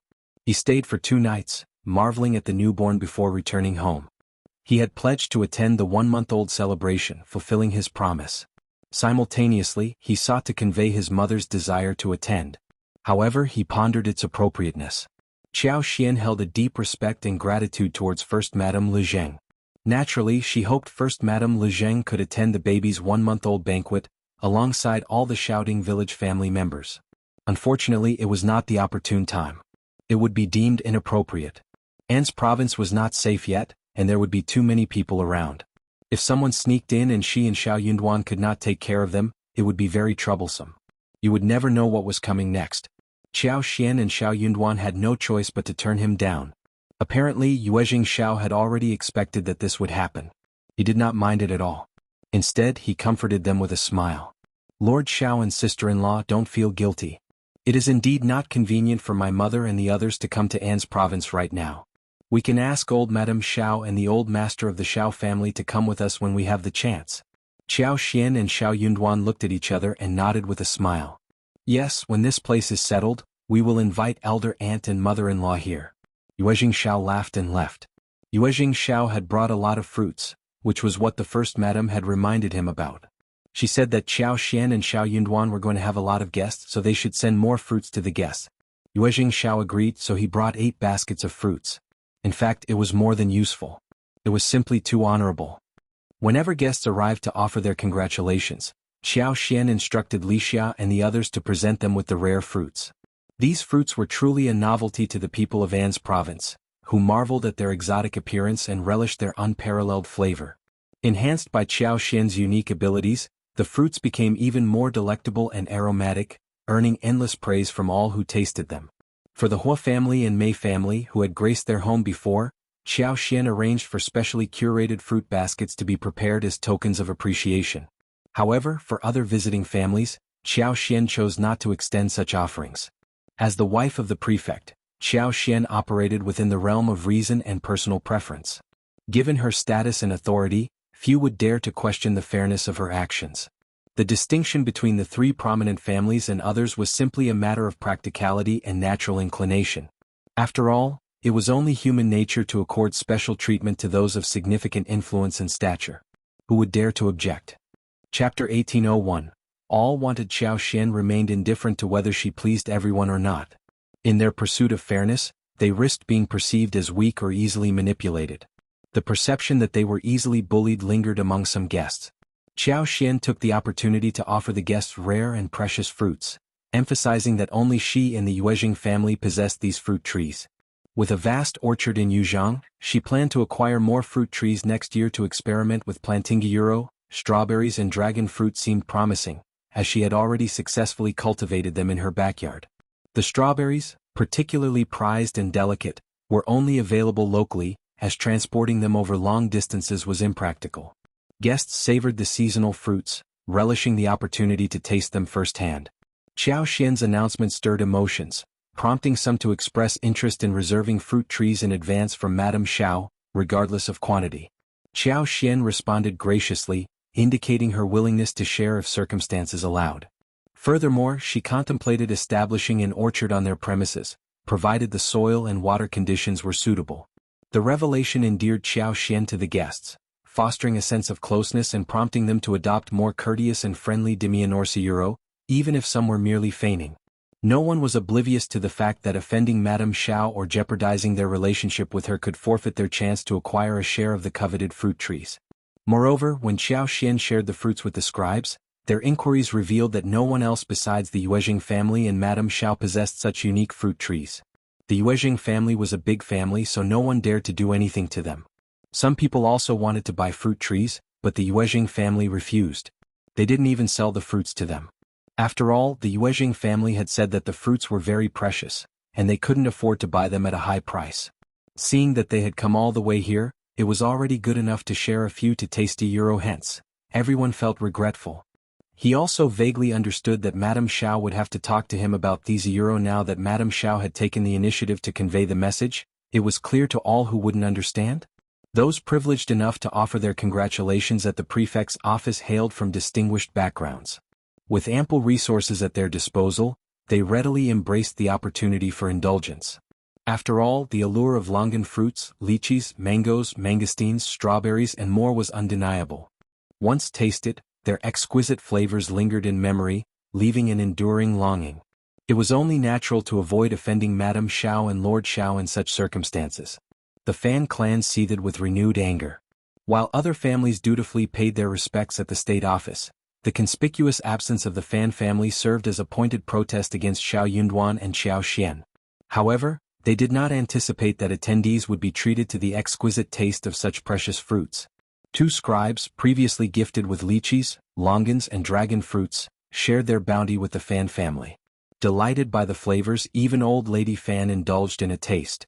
Fan Rian and her daughter Bai Ruerue developed a particular fondness for lychees and longans. Despite efforts to procure more through the housekeeper, their quest remained unfulfilled. Chapter 1802. On purpose. Fan Rian and her mother harbored deep dissatisfaction. Upon learning that, aside from the Xiao family and the Yuezhing family, no one else possessed these fruits, they reluctantly resigned themselves to the situation. Attempting to threaten Lord Xiao was futile. The Yuezhing family's status transcended mere familial ties within An's province. Despite the Fan family's influence, they were powerless to alter the situation. Moreover, the Yuezhing family's comparable power level only exacerbated the Fan family's frustration. To add insult to injury, before they could extend their congratulations at the state office, they were denied the opportunity to taste the prized fruits. Their indignation heightened when they learned that Madame Xiao had generously sent 2 large fruit baskets to the Mei family and the Hua family. Laden with mangoes, kiwis, bananas, dragon fruits, mangosteens, and the most precious strawberries, the baskets were overflowing. Rather than framing it as a reciprocal gift, Madame Xiao described it as a special treat for them to enjoy. The conspicuous omission of the Fan clan stung like a slap to the face. Old Lady Fan seethed with fury. Fan Rian accused Xiao Xin of arrogance and disrespect towards the Fan family. Upon hearing of this, Xiao Xin forthrightly admitted that she lacked sufficient fruits but pledged to share with the Fan family if more were available. However, priority would be given to guests and the 3 congratulatory families. Any surplus fruits would then be allocated to those who had not received them during the congratulations. The implication was clear. Fairness would be upheld, but the Fan family as newcomers would not be prioritized. This rationale only fueled Old Lady Fan and her daughter's ire even further. It's evident that Lord Xiao abused his power for personal gain, publicly humiliating and bullying our Fan family first. When we stood up in protest, they twisted the narrative to make it seem like we were the instigators. As expected, they'll let them do as they please. Mother, our family can't afford to retreat or admit defeat this time. Otherwise, we'll lose our standing in An's province. Fan Rian seethed with fury. A person of great dignity, she had presumed that her respected and flattered status in An's province would guarantee different treatment from Madame Xiao. Unexpectedly, Madame Xiao did not treat her differently. She had harbored resentment for some time and was biding her time. What Fan Rian failed to realize was her own arrogance and obstinacy. Old Lady Fan's protective nature and the Fan family's status as one of the 3 prominent families in An's province shielded her from disobedience or flattery from smaller clans. The Mei family and the Hua family were well aware of her personality and typically avoided confrontation. Furthermore, she hesitated to push too far with them, fearing repercussions. Unbeknownst to Fan Rian, many women tolerated and flattered her outwardly while secretly plotting her downfall. Just wait and see. One day someone will teach her a lesson. And now, that day seemed to have arrived, with countless individuals silently applauding behind her back. Old Lady Fan remained resolute on the matter of taxes. 3 million kilograms of dry grains equated to a considerable sum, given the current market prices. No family would willingly part with such a significant amount of wealth without just cause. Chapter 1803. Think of a way. More importantly, this cycle of losses would persist indefinitely into the future, resulting in significant long-term repercussions. Adding to the strain, the relationship between the Fan family and Lord Xiao had deteriorated to the point where they couldn't afford any further loss of reputation. Old Lady Fan concurred, summoning her 2 sons and inquiring about any viable solutions they might have devised. Their plan had initially revolved around a private meeting with Lord Xiao, offering him increased benefits compared to previous years and a plea for leniency. Yet, despite their efforts, when Lord Xiao greeted them warmly, he steadfastly refused their offerings, opting instead to lecture them tirelessly on the laws of the Great Qin Empire. The elder members of the Fan family found themselves rendered speechless, their chests constricted with tension. First, Old Master Fan clenched his teeth, realizing that even doubling the benefits promised to Lord Xiao failed to sway him. Meanwhile, a bitter smile crept onto the face of the other elder, First Old Master Fan, as he acknowledged Lord Xiao's indifference to their modest offerings. It seemed evident that such a trifling sum held no allure for him, especially considering his substantial wealth, which surpassed 600,000 taels of silver without hesitation. With covert operations ruled out, the 2 elders reluctantly abandoned their initial strategy, compelled to explore alternative avenues. Even in the absence of their mother's prompting, they were already racking their brains to devise a solution. After all, enduring such annual losses over an extended period was simply untenable. Learning of their failed attempt to persuade Xiao Yunduan, Old Lady Fan's expression soured with a mixture of anger and disdain. Why must you subject yourselves to such humiliation? Lord Xiao will not yield unless we offer him everything we possess. Mother speaks the truth. Elder brother, second brother, your judgment has faltered. Are you not aware of the true nature of Lord Xiao and his wife? Do you not grasp how they regard our family? Why must you persist in this futile endeavor? In my estimation, even if we were to seek an audience, Lord Xiao would remain elusive. Would it not be wiser to approach Deputy Prefect Guan instead? The two elder members of the Fan family were taken aback. A realization dawning upon Themeuro's second old master. Fan furrowed his brow once more. But can Deputy Prefect Guan assist us, considering his responsibilities over field investigations and tax collection? Old Lady Fan scoffed, her tone sharp. Isn't that convenient? Precisely because he oversees these matters, it's fitting. Ha! Deputy Prefect Guan has been stationed in An's province for a decade. What doesn't he know? I refuse to believe there's no one loyal to him within the government office. If he truly wished to conceal something from that Xiao character, it would be child's play. Why didn't you two consider this? Thankfully, we have the insight of the younger generation. The countenances of the two elder Fan masters soured. Yet, Fan Rian interjected with a smile, Mother, don't fault elder brother and second brother. It simply slipped their minds momentarily. Besides, as a member of the Fan family, it's my duty to contribute. Hee, I always knew you were capable and dutiful. The two elder Fan masters remained silent, their spirits dampened. Having failed to secure an audience with Xiao Yunduan, they hesitated to approach Deputy Prefect Guan directly. Instead, they dispatched a representative to gather information about the inner workings of the office. Failure to devise a successful strategy would leave them with few alternatives. After all, who would willingly abandon such a significant matter without exerting every effort? Their inquiries, however, yielded increasingly shocking revelations. Euro having no official ties to the government, they had paid scant attention to the affairs of the state office. Their knowledge was limited to the reputation of Lord Xiao's authoritarian rule and the exodus of many long-standing officials and scribes from the government office. Chapter 1804. They are done. This was a common occurrence. As the saying goes, a new emperor brings new ministers. Who could fault Lord Xiao for strategically placing his own allies within the government office? Such tactics were par for the course. However, what caught them off guard was the outcome of the clashes between Lord Xiao and Deputy Prefect Guan. Despite Deputy Prefect Guan's efforts to assert his authority, both openly and covertly, he found himself outmaneuvered time and again by Lord Xiao, suffering significant setbacks in the process. The bitterness welled up within the two brothers. Would seeking assistance from Deputy Prefect Guan truly yield any results? They couldn't afford to risk everything and come back empty-handed. Reflecting on the rumors they had heard about Xiao Yunduan's immense wealth and his victories over the Tiger Head tribe, the Fan brothers decided to reassess their approach. Their astute business instincts warned them that this venture held little promise.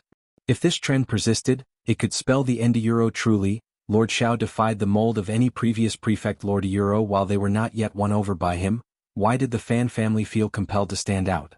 Wouldn't it be wiser to bide their time, waiting for an opportune moment to capitalize on the situation?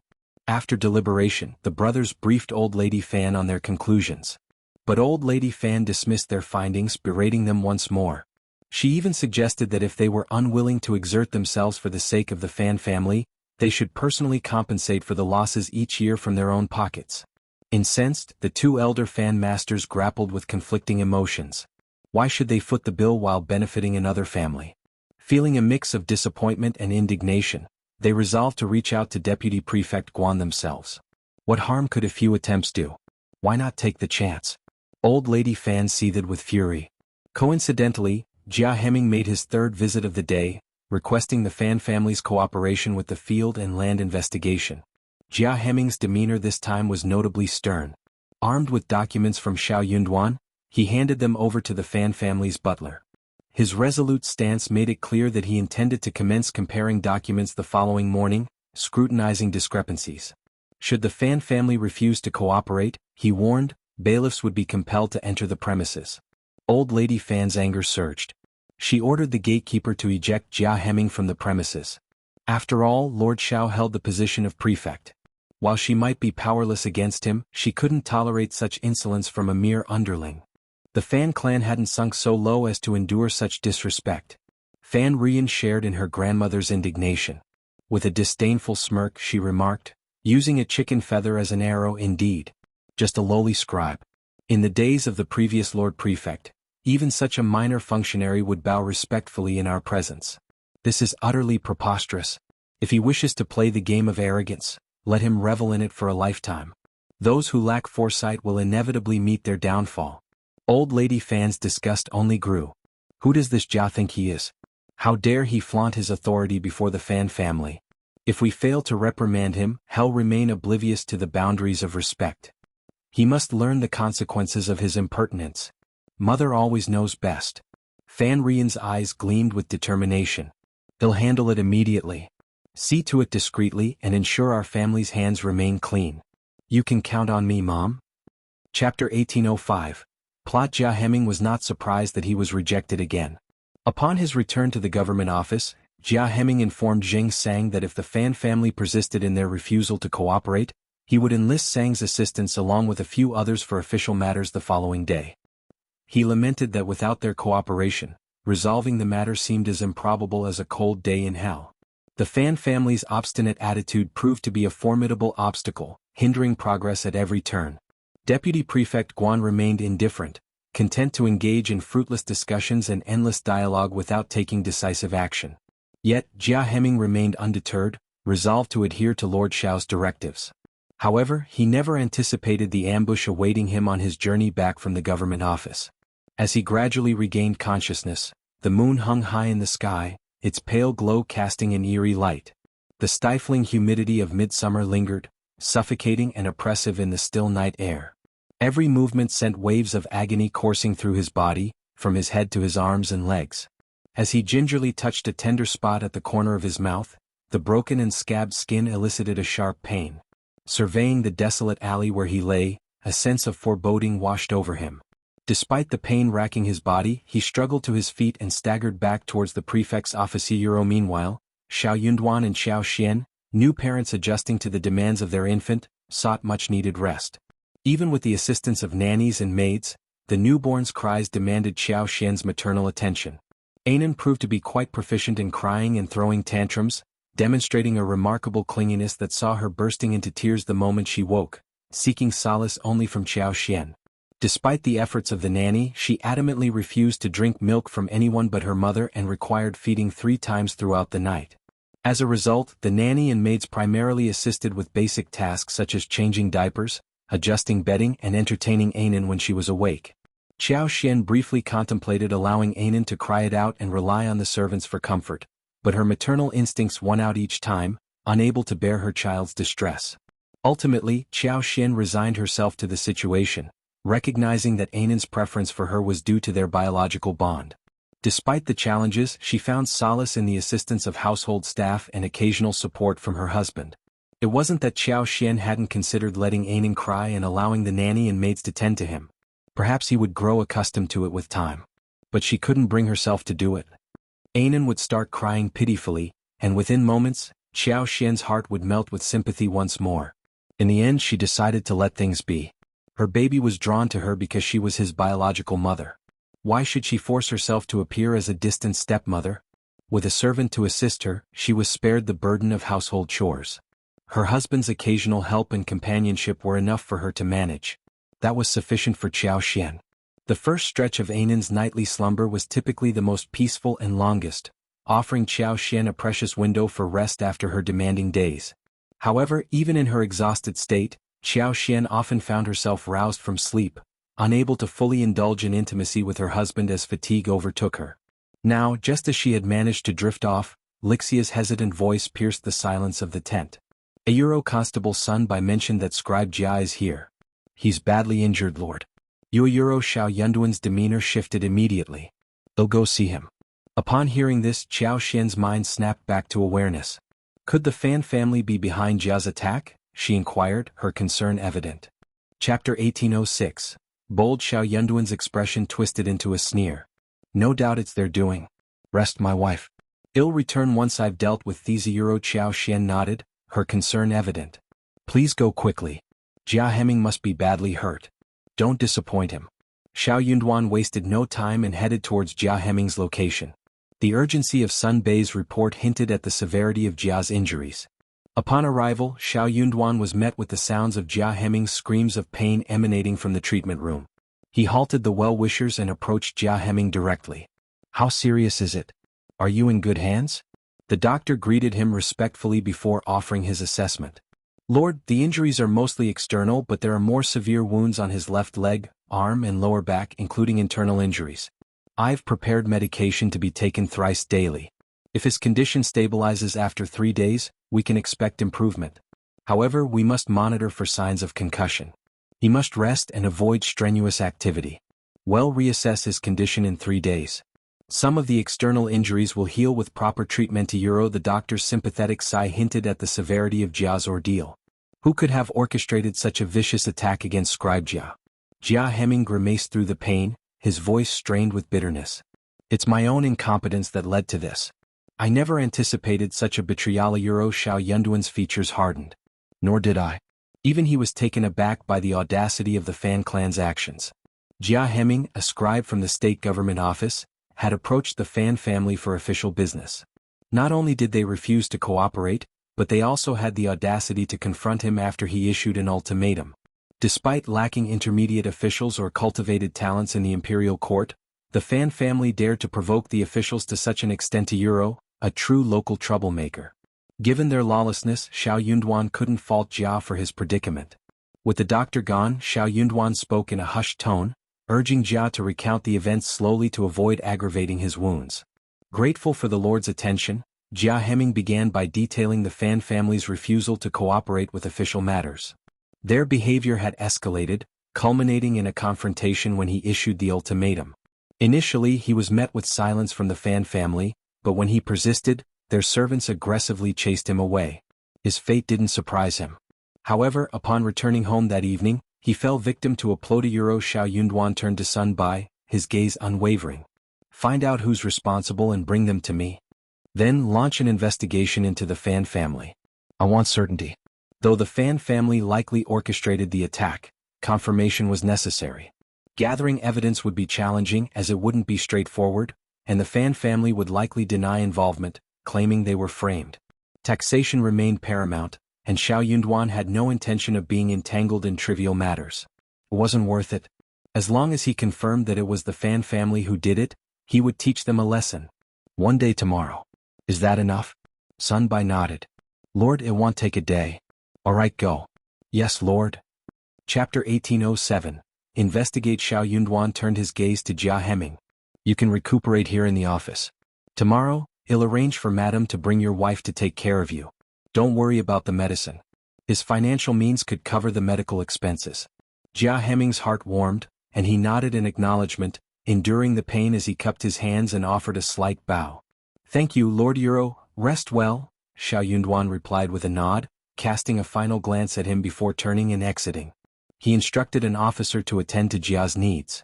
Meanwhile, Sun Bai wasted no time in mobilizing a team to investigate the assailant who attacked Jia Heming. The Fan family wouldn't directly leave evidence behind in such matters. They would likely conceal their identities and bribe local thugs to carry out their dirty work. These thugs were known for their readiness to commit any misdeed for the right price, particularly relishing opportunities to prey on the vulnerable. Such individuals were like parasites within the city, recognized by nearly everyone in their circles. As the constable of An's prefecture, Sun Bai was intimately familiar with the dark underbelly of the region. These nefarious characters couldn't be eradicated entirely. As long as they operated within certain boundaries and didn't draw too much attention, they would evade scrutiny.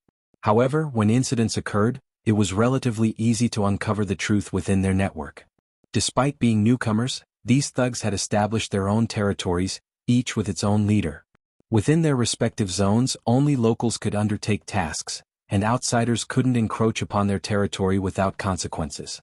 However, if someone from another area undertook a job and passed it along, they would receive a portion of the proceeds. An's province, with its relatively small population and straightforward demographics, was rife with banditry, particularly due to the presence of several bandit nests nearby. These groups placed great emphasis on territorial boundaries, instilling fear in anyone who dared to infringe upon their domain. Sun Bai was well aware of these dynamics. While a powerful clan like the Fan family might not grasp the intricacies of the underworld, he did. All he needed to do was locate the gang leader in the area and inquire about who had accepted the job that night. Fear of reprisal from the authorities kept most people compliant, but outright resistance was another matter entirely. There was no need for Sun Bai to undertake this task personally. Accompanied by 2 skilled and trusted aides, he stealthily infiltrated the Fan family's mansion under the cover of night. The Fan family employed 2 martial artists to guard their estate, along with training their young and robust servants in basic combat techniques. Such precautions were common among the affluent families of An's province, where wealth often meant being a target for various threats. In the martial arts world, home guards required considerable upkeep. They demanded quality food, clothing, lodging, transportation, and even a servant, with the going rate this year hovering around 500 taels. The better the guard, the higher the price commanded.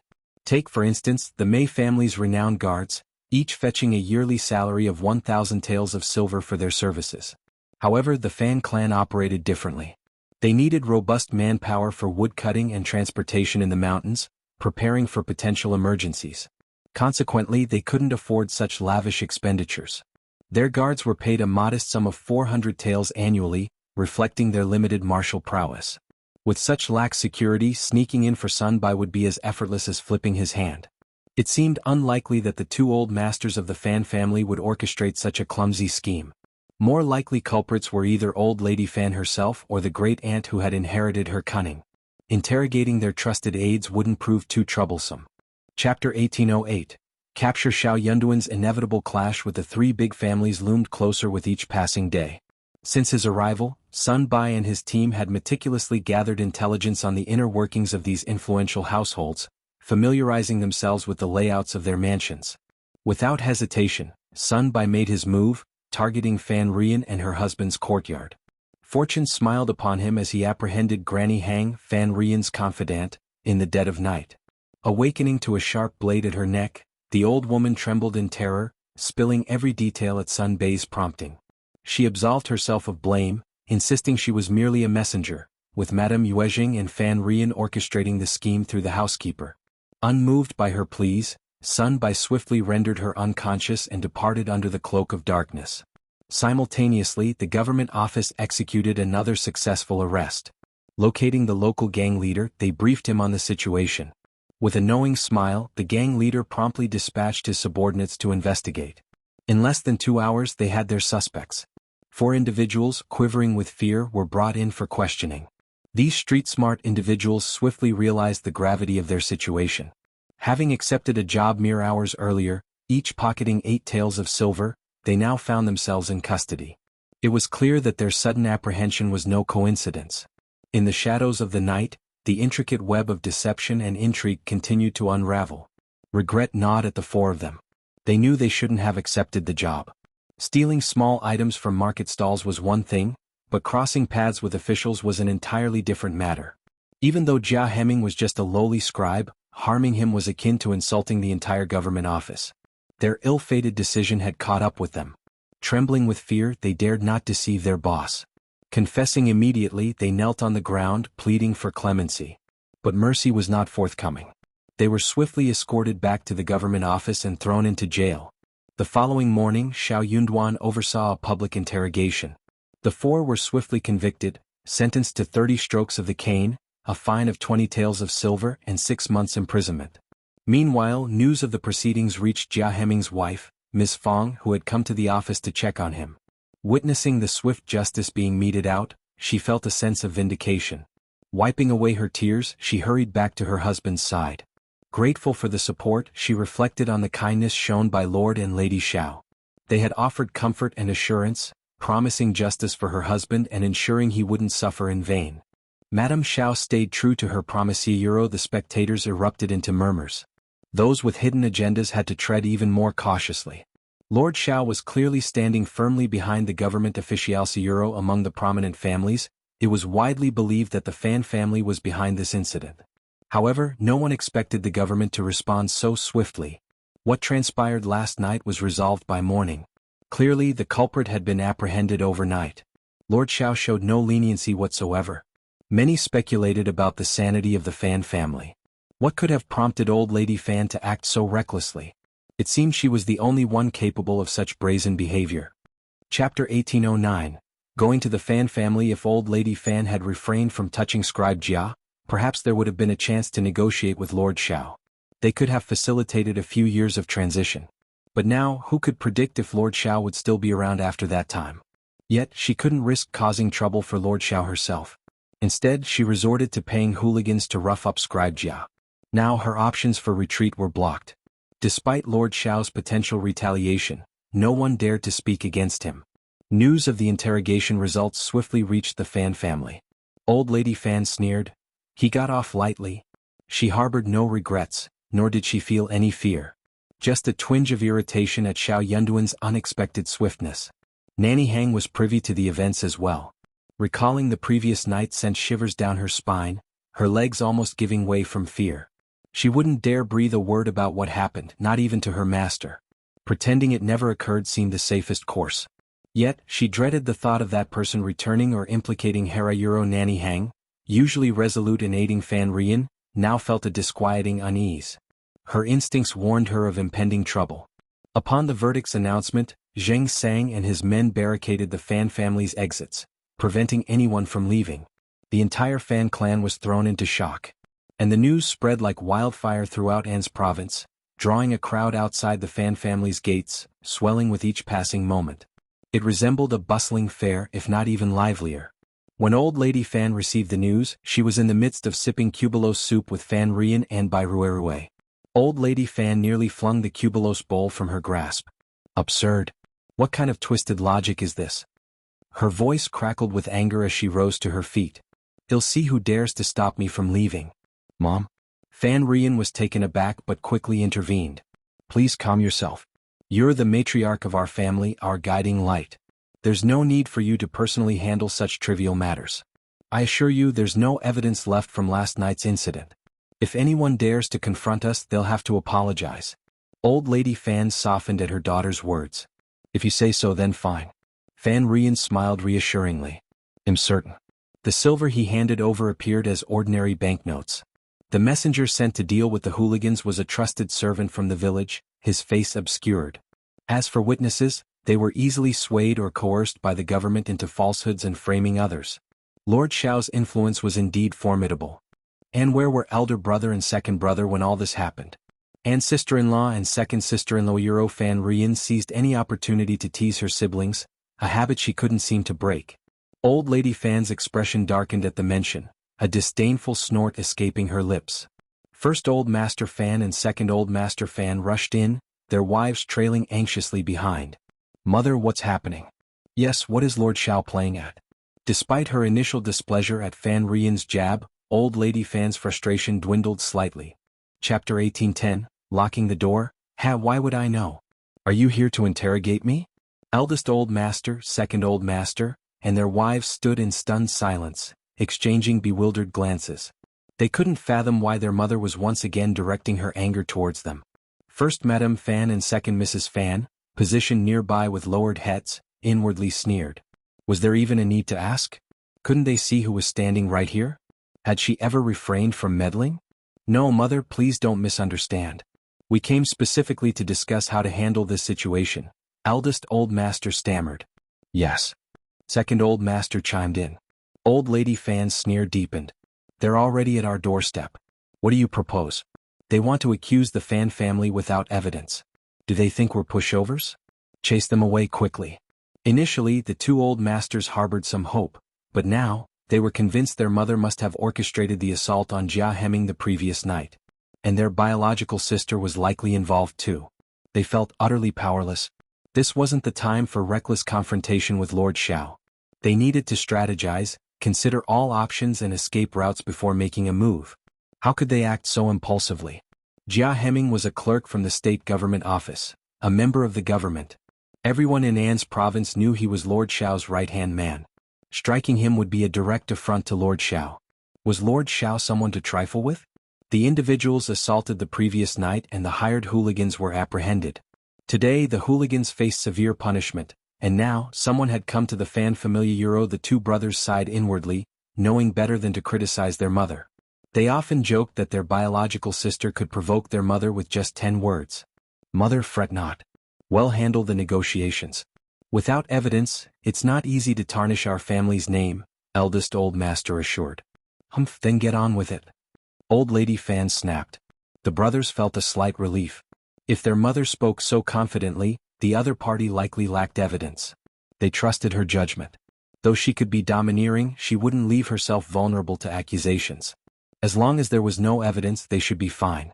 Accompanied by the butler, guards, and servants, the brothers swung the door open with a resounding bang, fixing stern gazes on Zheng Sang and his cohorts. The air grew taut, charged with tension. "Constable Zheng, what's the meaning of this?" Eldest Old Master's voice cut through the silence, his demeanor icy. Zheng Sang met his gaze squarely. "Heh," he scoffed, a faint smile playing on his lips. "Are you truly unaware, or are you feigning ignorance? Don't play dumb." Second Old Master retorted sharply. "Constable Zheng, refrain from baseless accusations. Evidence is required for any claims." "Indeed. Lord Xiao is known for his integrity and clear judgment. It's inconceivable he would resort to tyranny," Eldest Old Master added. Zheng Sang chuckled. "Our Lord embodies fairness and clarity, which sometimes invites the misconception that he's easily manipulated. It's best you come clean now. Refusal may not bode well." "Preposterous," Second Old Master snapped. "We won't confess to a crime we didn't commit. Just because Scribe Jia was assaulted doesn't implicate our family. Without evidence, you have no grounds to target us." Chapter 1811. To reveal what one was intended to hide. First Old Master Fan sneered, his gaze challenging. Zheng Sang met his stare head-on. "Do you share his sentiment?" "Absolutely," First Old Master Fan replied, his tone deliberate. "We believe in reason and legality." Zheng Sang smirked. "So, you also believe Scribe Jia's situation has no bearing on your family?" "It's irrelevant." Zheng Sang's smirk deepened. "Interesting.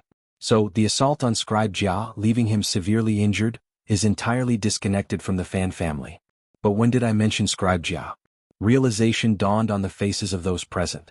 Indeed, Constable Zheng had never once mentioned Scribe Jia. The Fan family's old masters had brought him up unprompted. It was a clear indication of guilt, a slip-up revealing what they sought to conceal. The two old masters stood dumbfounded, realizing they'd been outmaneuvered. Though not admissible in court, the implication was glaring to all present, a humiliating blow. Scribe Jia's assault last night and Constable Zheng's visit this morning naturally raised suspicions. "Why else would you be here?" First Old Master attempted to rationalize. Zheng Sang scoffed. "You truly don't know why I'm here? Yet, you immediately jumped to the conclusion of Scribe Jia's involvement. Perhaps you're overly perceptive or conveniently forgetful. Make yourself clear." Second Old Master Fan had learned his lesson and was no longer led by the nose by him. Zheng Sang brandished the document Jia Hemming had delivered to the Fan family the previous day, his tone icy. "Scribe Jia has visited your premises thrice. You should be well aware of his purpose. Today marks the deadline for your cooperation with the government's investigation into your fields. Refusal will result in consequences. So, will you accompany me now to aid in the thorough investigation, or shall I proceed to seal the residence? Lord Xiao insists on resolution today. Non-compliance will lead to immediate sealing of your residence, followed by your shops tomorrow. Subsequently, stewards from all Fan family farms will be summoned to the government office until you comply. Mind you, Lord Xiao cares for his subjects like his own kin. Your family may dispatch one individual, accompanied by 2 servants, for daily purchases. However, all carriages must undergo inspection, with only the coachman permitted to accompany them. Do you two have anything else to say?" The hearts of the 2 old masters of the Fan family turned cold. They had really forgotten about this. This was because they had never thought that the government would have the guts to do this to the Fan family. They were acutely aware of the numerous fertile fields the Fan clan had kept hidden and unregistered. If they were to rectify this now, it would mean relinquishing further sums of money annually, and the inevitable upheaval at their mother's residence loomed large. They might even have to dip into their personal funds to smooth things over. The mere thought of it caused a pang of anxiety. Among the onlookers, murmurs spread like wildfire. "So that's the situation. Lord Xiao means business. It's about time. Why do these wealthy families avoid taxes?" "Exactly. With all their wealth, they still resort to such underhanded tactics. Shameless greed, I say." Chapter 1812. Mixing. The richer you are, the stingier you are. Who would think that they have too much money? That's what Lord Xiao should do. These 2 old masters are interesting. They actually forgot such a big matter and actually confessed. Hang on. Zheng Sang's gaze gleamed with confidence. His entourage comprised individuals of utmost utility, some his own trusted allies, others former bailiffs now honed into formidable agents. Their presence alone exerted a palpable pressure on the Fan family. And even if, by some miracle, the Fan family could muster the strength to oppose them, who would dare attack officials in broad daylight, especially after witnessing the fate of those hooligans? Risking a beating and imprisonment was simply unthinkable. The two old masters of the Fan family grasped the grim reality. Unless they conceded defeat, there was no end in sight to this standoff. Perhaps they could have negotiated, but after the events of the previous night, such a prospect seemed futile. Lord Xiao wouldn't entertain further discussions. Moreover, criticism of Lord Xiao was off limits. After all, the Fan clan had initiated hostilities. Even lacking concrete evidence, their guilt was clear to all. But capitulating under such circumstances would be a bitter pill to swallow. Just then, Deputy Prefect Guan hurried over with 2 attendants. His heart skipped a beat at the sight before him. After exchanging pleasantries, he addressed the pressing issue at hand. This situation can't be allowed to linger. We must find a resolution. How about this? First Old Master Fan, second Old Master Fan, let's convene inside and discuss matters further. Seeing a potential resolution, the 2 old masters of the Fan family breathed a sigh of relief, nodding in agreement as they courteously ushered Deputy Prefect Guan into the Fan residence. Having Deputy Prefect Guan present was ideal. He could facilitate discussions with their mother. Zheng Sang raised no objections, personally positioning his men to guard the residence's entrance, ensuring no one could leave while allowing entry. He mused that Lord Xiao's judgment had been correct. Deputy Prefect Guan should have remained in the crowd, intervening only as a last resort. Since Lord Xiao had assigned this task to him, it was fitting for him to take charge now. He anticipated the outcome of negotiations between Deputy Prefect Guan and the Fan family. Old Lady Fan was notorious for her stubbornness. As expected, Old Lady Fan erupted in fury, hurling curses in Deputy Prefect Guan's direction. Though not explicitly directed at him, he still felt uneasy. After all, he held a middling official position. Yet, Deputy Prefect Guan lacked the confidence and authority to confront the Fan family as Xiao Yunduan would. He had no choice but to endure Old Lady Fan's tirade, avoiding any direct association with the scolding. It was during this confrontation that Deputy Prefect Guan learned of the Fan family's extensive land holdings euro, over 260,000 mu, with only 150,000 mu officially registered with the government. Over 50,000 mu remained concealed. Considering the scarcity of paddy fields in An's province, this was a substantial sum, akin to the fertile lands of Jiangnan. Deputy Prefect Guan was stunned. Old Lady Fan adamantly refused to pay taxes on these unregistered lands, citing the family's historical contributions to the government. She implored Lord Xiao to show mercy, warning that further pressure from him would only lead to mutual destruction. Chapter 1813.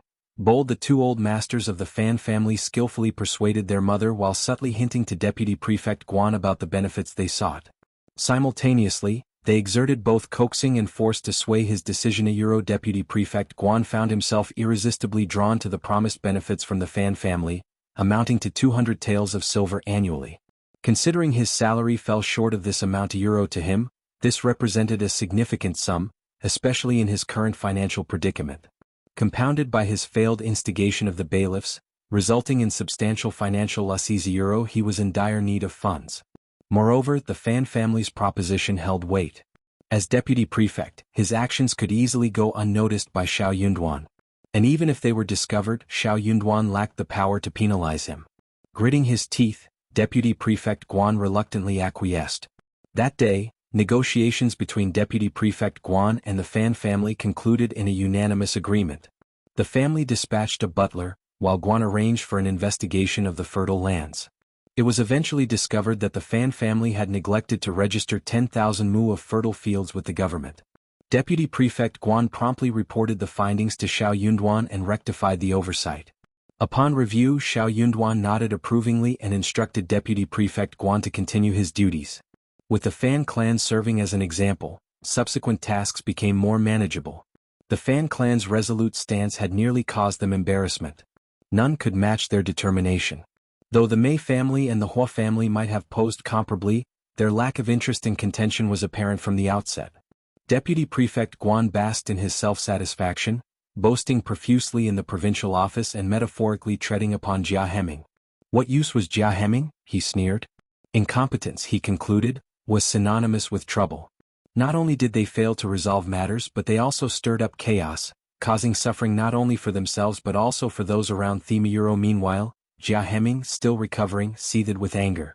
Yet Deputy Prefect Guan's satisfaction only swelled further.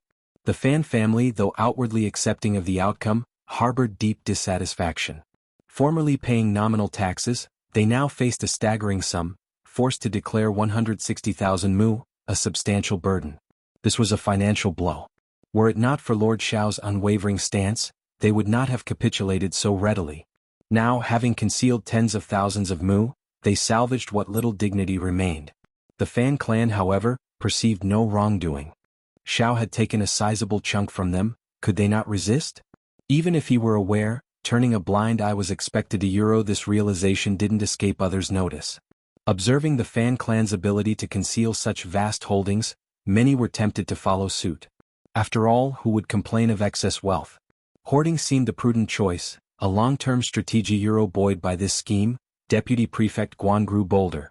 Why should he pass up such a lucrative opportunity? He congratulated himself on a job well done. The resolution coincided with the approaching August 15th festival, with the autumn harvest following shortly after. During the Mid-Autumn Festival, Xiao Xian and Xiao Yunduan found themselves amidst a bustling gathering, far from the solitude of previous years.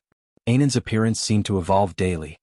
His once small eyebrows now flourished, framing his fair and tender visage.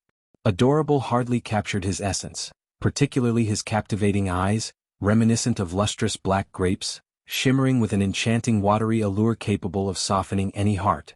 Though not yet a month old, he couldn't yet partake in moon-gazing, but he delighted in meeting the various guests. Among them were Jing Sang, Ms. Song, Ms. Miao and Xiao Qiao, all converging upon the state office for the festivities. With the addition of Mian, Yi, Sun Bai, Sun Qian, Songshi, Li Xia, Li Qiu and Kai Yun, the atmosphere surpassed even that of the New Year celebrations. Chapter 1814.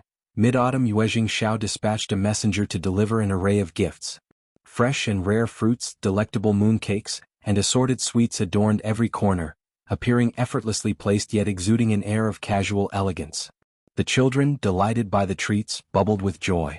Acknowledging the diligence of everyone in the office, Xiao Yunduan distributed 2 taels of silver as holiday bonuses along with 2 boxes of premium mooncakes from the esteemed Guanchuan garden in the city, a gesture extended even to the bailiffs. This gesture sparked a wave of jubilation and gratitude among the staff. Praises such as "Lord Xiao's wisdom knows no bounds," and "his kindness knows no limit," echoed, accompanied by expressions of unwavering loyalty. The outpouring of appreciation was boundless, a testament to the unprecedented treatment bestowed upon them. The mooncakes, crafted by the city's finest, Guanchuan garden, were not mere trifles. Each box contained 6 sumptuous pieces, priced at a considerable 100 copper coins per box. Furthermore, the inclusion of 2 taels of silver was significant. Even the most ordinary bailiffs and servants possessed such wealth. Considering their modest monthly earnings euro, 2 taels for the bailiffs and 1 tael for the servants euro, the bonus was indeed substantial. That evening, the east courtyard of the state government office transformed into a scene of festivity, with 5 large round tables accommodating all. The culinary feast, masterfully orchestrated by Ms. Song, Li Xia, and others under Xiao Xian's guidance, featured an impressive spread. From steamed mandarin fish to dongpa meat, potato chicken to braised ribs, and a plethora of other delectable dishes, the menu was a testament to their culinary prowess. Xiao Xian even saw fit to procure some fine wine for the occasion.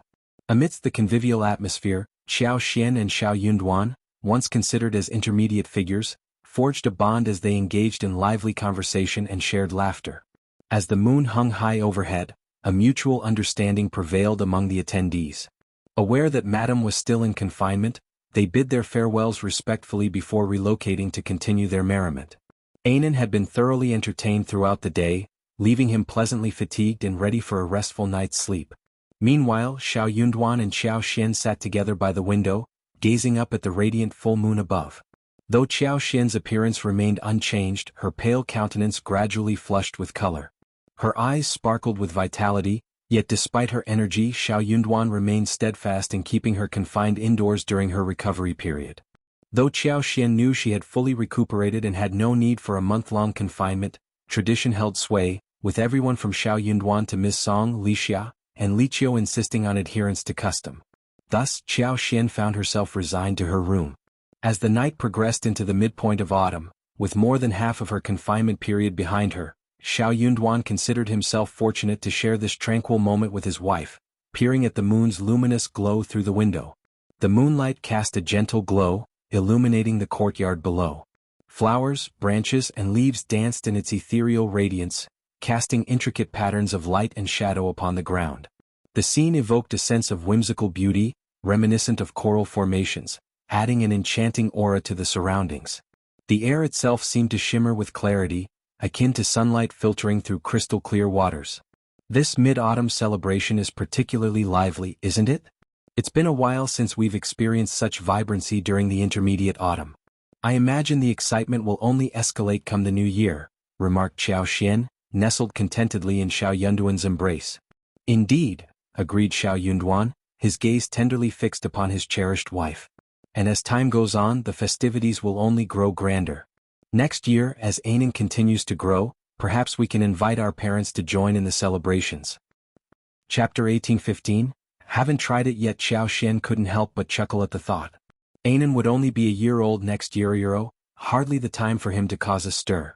After all, he hadn't even reached toddlerhood yet. But imagining the little one's future antics filled Xiao Xian with excitement once more. Her eyes gleamed with anticipation, her smile growing even more radiant and warm. Xiao Yunduan, his gaze deep with affection, gently caressed her waist with one hand. Leaning in, he planted a tender kiss on her cheek, his voice a soft murmur against her ear. You seem to have filled out a bit. Qiao Xian's senses sharpened instantly. Tilting her chin up, she widened her eyes in mock offense. Are you saying I'm getting fat? Postpartum, every woman harbored concerns about regaining their pre-pregnancy figure. Such sensitivities couldn't be brushed off casually, especially by her husband. In truth, Qiao Xian had shed much of her pregnancy weight. Her affinity with the wood element boded well for her physical recovery, assuring her of returning to peak condition in due time. Upon realizing this, she relaxed. After all, who wouldn't be conscious of their appearance? Her concerns were for herself alone. Of course not. Xiao Yunduan reassured her, enfolding her in his embrace with a soft chuckle. You're perfect just the way you are. You were beautiful before and you're beautiful now. Qiao Xian couldn't contain her laughter. Gazing up at him, she teased, So, which is Euro better before or now? Xiao Yunduan's smile deepened, a hint of mischief dancing in his eyes as he replied suggestively, I know what was good before, but I've yet to experience the pleasures of now. A rosy blush spread across Qiao Xian's cheeks, her eyes alight with playful embarrassment. She attempted to maintain her composure as she inquired, Experience what? Regret immediately washed over her. Why did she ask? She wished she could retract the question the moment it left her lips. True to form, Xiao Yunduan's chuckle grew more intimate as he drew her closer, whispering something in her ear that caused her blush to deepen. Finally, he kissed her with such fervor that she melted into his embrace, the boundaries of her confinement momentarily forgotten. Following the mid-autumn festivities, Qiao Xian and Xiao Yunduan turned their attention to planning their son's one-month-old banquet. Having received congratulations from most well-wishers already, they focused on finalizing the guest list and menu. Qiao Xian expressed a desire to highlight potatoes, intending to promote their culinary versatility. After deliberation, they settled on 2 potato-centric dishes, stir-fried shredded potatoes with a tangy, slightly spicy flavor and fried potato pancakes. These would be served alongside steamed buns and fried dumplings, providing a hearty main course. Xiao Yunduan readily agreed, praising the potential of potatoes. Indeed, it's an excellent choice. I've observed the potato crops both here and in the capital, and they're thriving. With high yields and adaptability to various climates, promoting them could be a boon, especially for regions facing agricultural challenges. Even in times of plenty, they offer sustenance to impoverished families with limited land. Grinning fondly at his wife, he continued, Any merit accrued in An's province will undoubtedly be attributed to you, my dear. Marrying you has been the greatest blessing of my life. Chapter 1816. Gain Qiao Xian's heart swelled with warmth, though she refrained from voicing it aloud. Oh, you're quite the charmer, she teased. Xiao Yunduan chuckled, planting a tender kiss on her lips. His wife's playful pretense only endeared her to him further, igniting an urge to draw her closer. With the decision made to feature potatoes at the banquet, Qiao Xian promptly issued orders for their harvest. Months of development, cultivation, and planting had transformed the landscape. The once rough terrain now boasted a meticulously maintained road, wide enough for 2 carriages to pass comfortably. Its surface, compacted and reinforced with a layer of crushed stones, remained resilient against rain-induced erosion. Across the sprawling expanse, medicinal herbs and potatoes thrived. Though some herbs required years to mature, their lush growth signaled Xiao Yunduan's enduring commitment to An's province, hinting at multiple terms of governance. Anticipating the next planting season, Xiao Xian outlined plans to introduce additional crops like Gastrodia alata, Baikal skullcap, and false starworts in the forested slopes. As the harvest season approached for the 2,000 mu of potatoes, news of the novel crop spread swiftly, fueled by the efforts of Songshi, Lu Fu, Mian, and others. Despite the populace's anticipation, many had yet to taste the tubers, prompting a surge of curiosity and speculation. Upon the conclusion of Ainan's 1-month-old banquet, Xiao Xian intended to gradually introduce the potatoes to the market, offering them in limited quantities for culinary use, sustenance, and seed propagation. Additionally, she planned to provide free guidance on planting and cultivation techniques, ensuring widespread adoption and prosperity. As for 2,000 mu, after being activated by her superpower, the yield was at least 4,000 caddies. It was enough to supply them all together. After all, not everyone was so accepting. Not everyone would buy it. It was still early for 50,000 mu in the forest. This winter they would hire more people during the farming time. It would be best if they could all cultivate the land and plant pepper, star anise and pepper next year. The 1,000 mu of Sichuan peppers this year were also growing very well. The seeds planted were originally 2 years old, and they could hang fruits next year. Xiao Yunduan and Xiao Xian's actions were very eye-catching. They dug potatoes with great fanfare and hired so many people, which attracted a lot of attention. Amidst the potato harvesting operation, crowds gathered, some to witness the spectacle, others with less noble intentions, seeking to poach from the bountiful fields. Witnessing the remarkably high production rate, many onlookers were astounded, prompting a barrage of skeptical inquiries. Would the potatoes taste palatable? Could they truly satisfy hunger? Were they versatile enough to serve as both a staple and a vegetable? Seizing the opportunity, Songshi and his cohorts reiterated the merits of the crop, assuaging doubts and reaffirming its potential. They announced plans to commence sales after the young master's 1-month-old banquet, inviting all interested parties to purchase. However, the Fan family and Mrs. Guan sneered at these efforts, dismissing them as mere profit-seeking schemes. Ignorant of the crop's characteristics and benefits, they failed to recognize its value beyond monetary gain. Chapter 1817. 1-month-old banquet. Some individuals found themselves genuinely intrigued by Madame Xiao's confident assertions, reasoning that she wouldn't risk implicating Lord Xiao unless she spoke the truth. With plans to purchase the potatoes when they became available, they saw little harm in giving them a try or even cultivating some themselves. On the day of Ainan's 1-month-old banquet, the state government office buzzed with activity. Dozens of tables adorned the backyard, where male guests congregated, while female guests occupied seats in the east courtyard. Xiao Xian summoned a cadre of trusted individuals: Sayuro, Ms. Song, Ms. Miao, Chao Chao, Songshi, Qingyan, Mian, Li Xia, Li Qiu, Kaiyue, and Kaiyuna Yuro, to assist with the day's preparations. Each was assigned specific tasks, ensuring seamless coordination throughout the festivities. While the garden affairs could be managed with the help of Sun Bai, Sun Qian, and other bailiffs, the east courtyard demanded unwavering attention to prevent any mishaps during the celebration.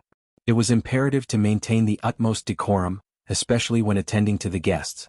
As the guests arrived for the 1-month-old celebration, all eyes naturally turned to the baby.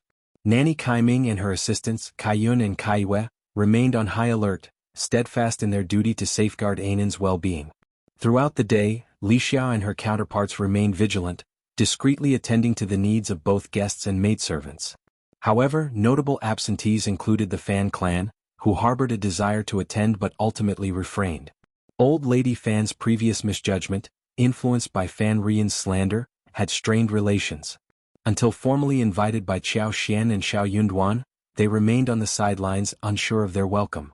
Despite being one of the 3 prominent families in An's province, the Fan clan anticipated deference from the prefect lord, given their stature. Moreover, their recent cooperation in the investigation of land holdings had already demonstrated their willingness to cooperate, providing the prefect lord with sufficient face. However, to their surprise, no representatives from the Xiao family arrived. As time ticked on, it became increasingly apparent that no invitation would be forthcoming. Old Lady Fan's initial disappointment swiftly turned to indignation. "This is outrageous. Outrageous. I won't forget this." Fueling her fire, Fan Rian speculated, "I suppose it's because we showed leniency this time, making the prefect lord think we're easy prey. They're taking advantage of our generosity.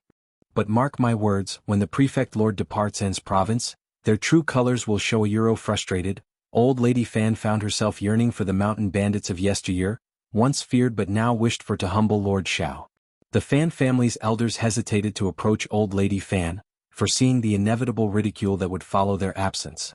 While other families eagerly attended the state office banquet, the absence of the Fan clan was met with little surprise or disappointment.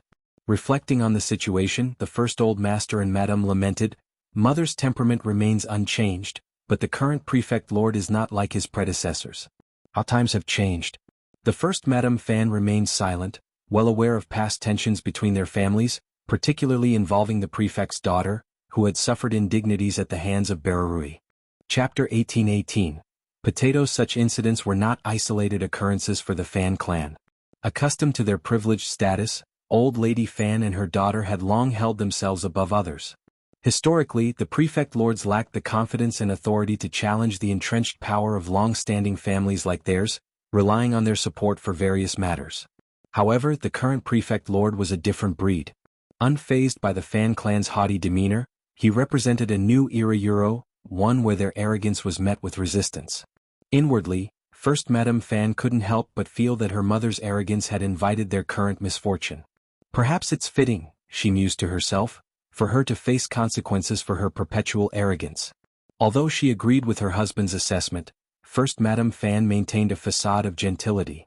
"Mother is of noble birth," she offered diplomatically. "I believe Lord Xiao and Madame Xiao have shown undue disrespect. Regardless, our mother is an elder and deserves reverence."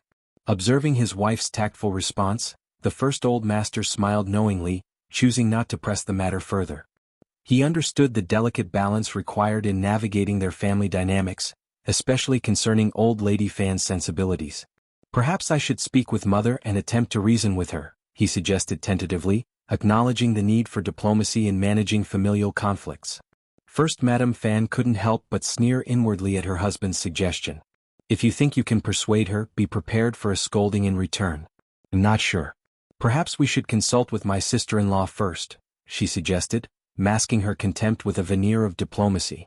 The first old master's heart sank at the prospect. Frowning, he sighed inwardly, realizing that he would need to tread carefully. Perhaps it was best to keep certain matters hidden from his mother and sister going forward. He found himself fervently wishing for the prefect lord's transfer, hoping to alleviate the tensions within his family. Meanwhile, in the state office's backyard, guests were treated to a traditional banquet spread. While the dishes were sumptuous, many of the women had previously sampled Xiao Xian's delectable cooking and were eager for something new. Their anticipation peaked when stir-fried shredded potatoes were surveyed, a novel dish prepared from Madame Xiao's potatoes. The golden strands, lightly sautéed with green peppers, exuded an enticing aroma, piquing everyone's interest. As they sampled the dish, they were delighted by its crispy texture and tangy, spicy flavor, a refreshing departure from the usual fare.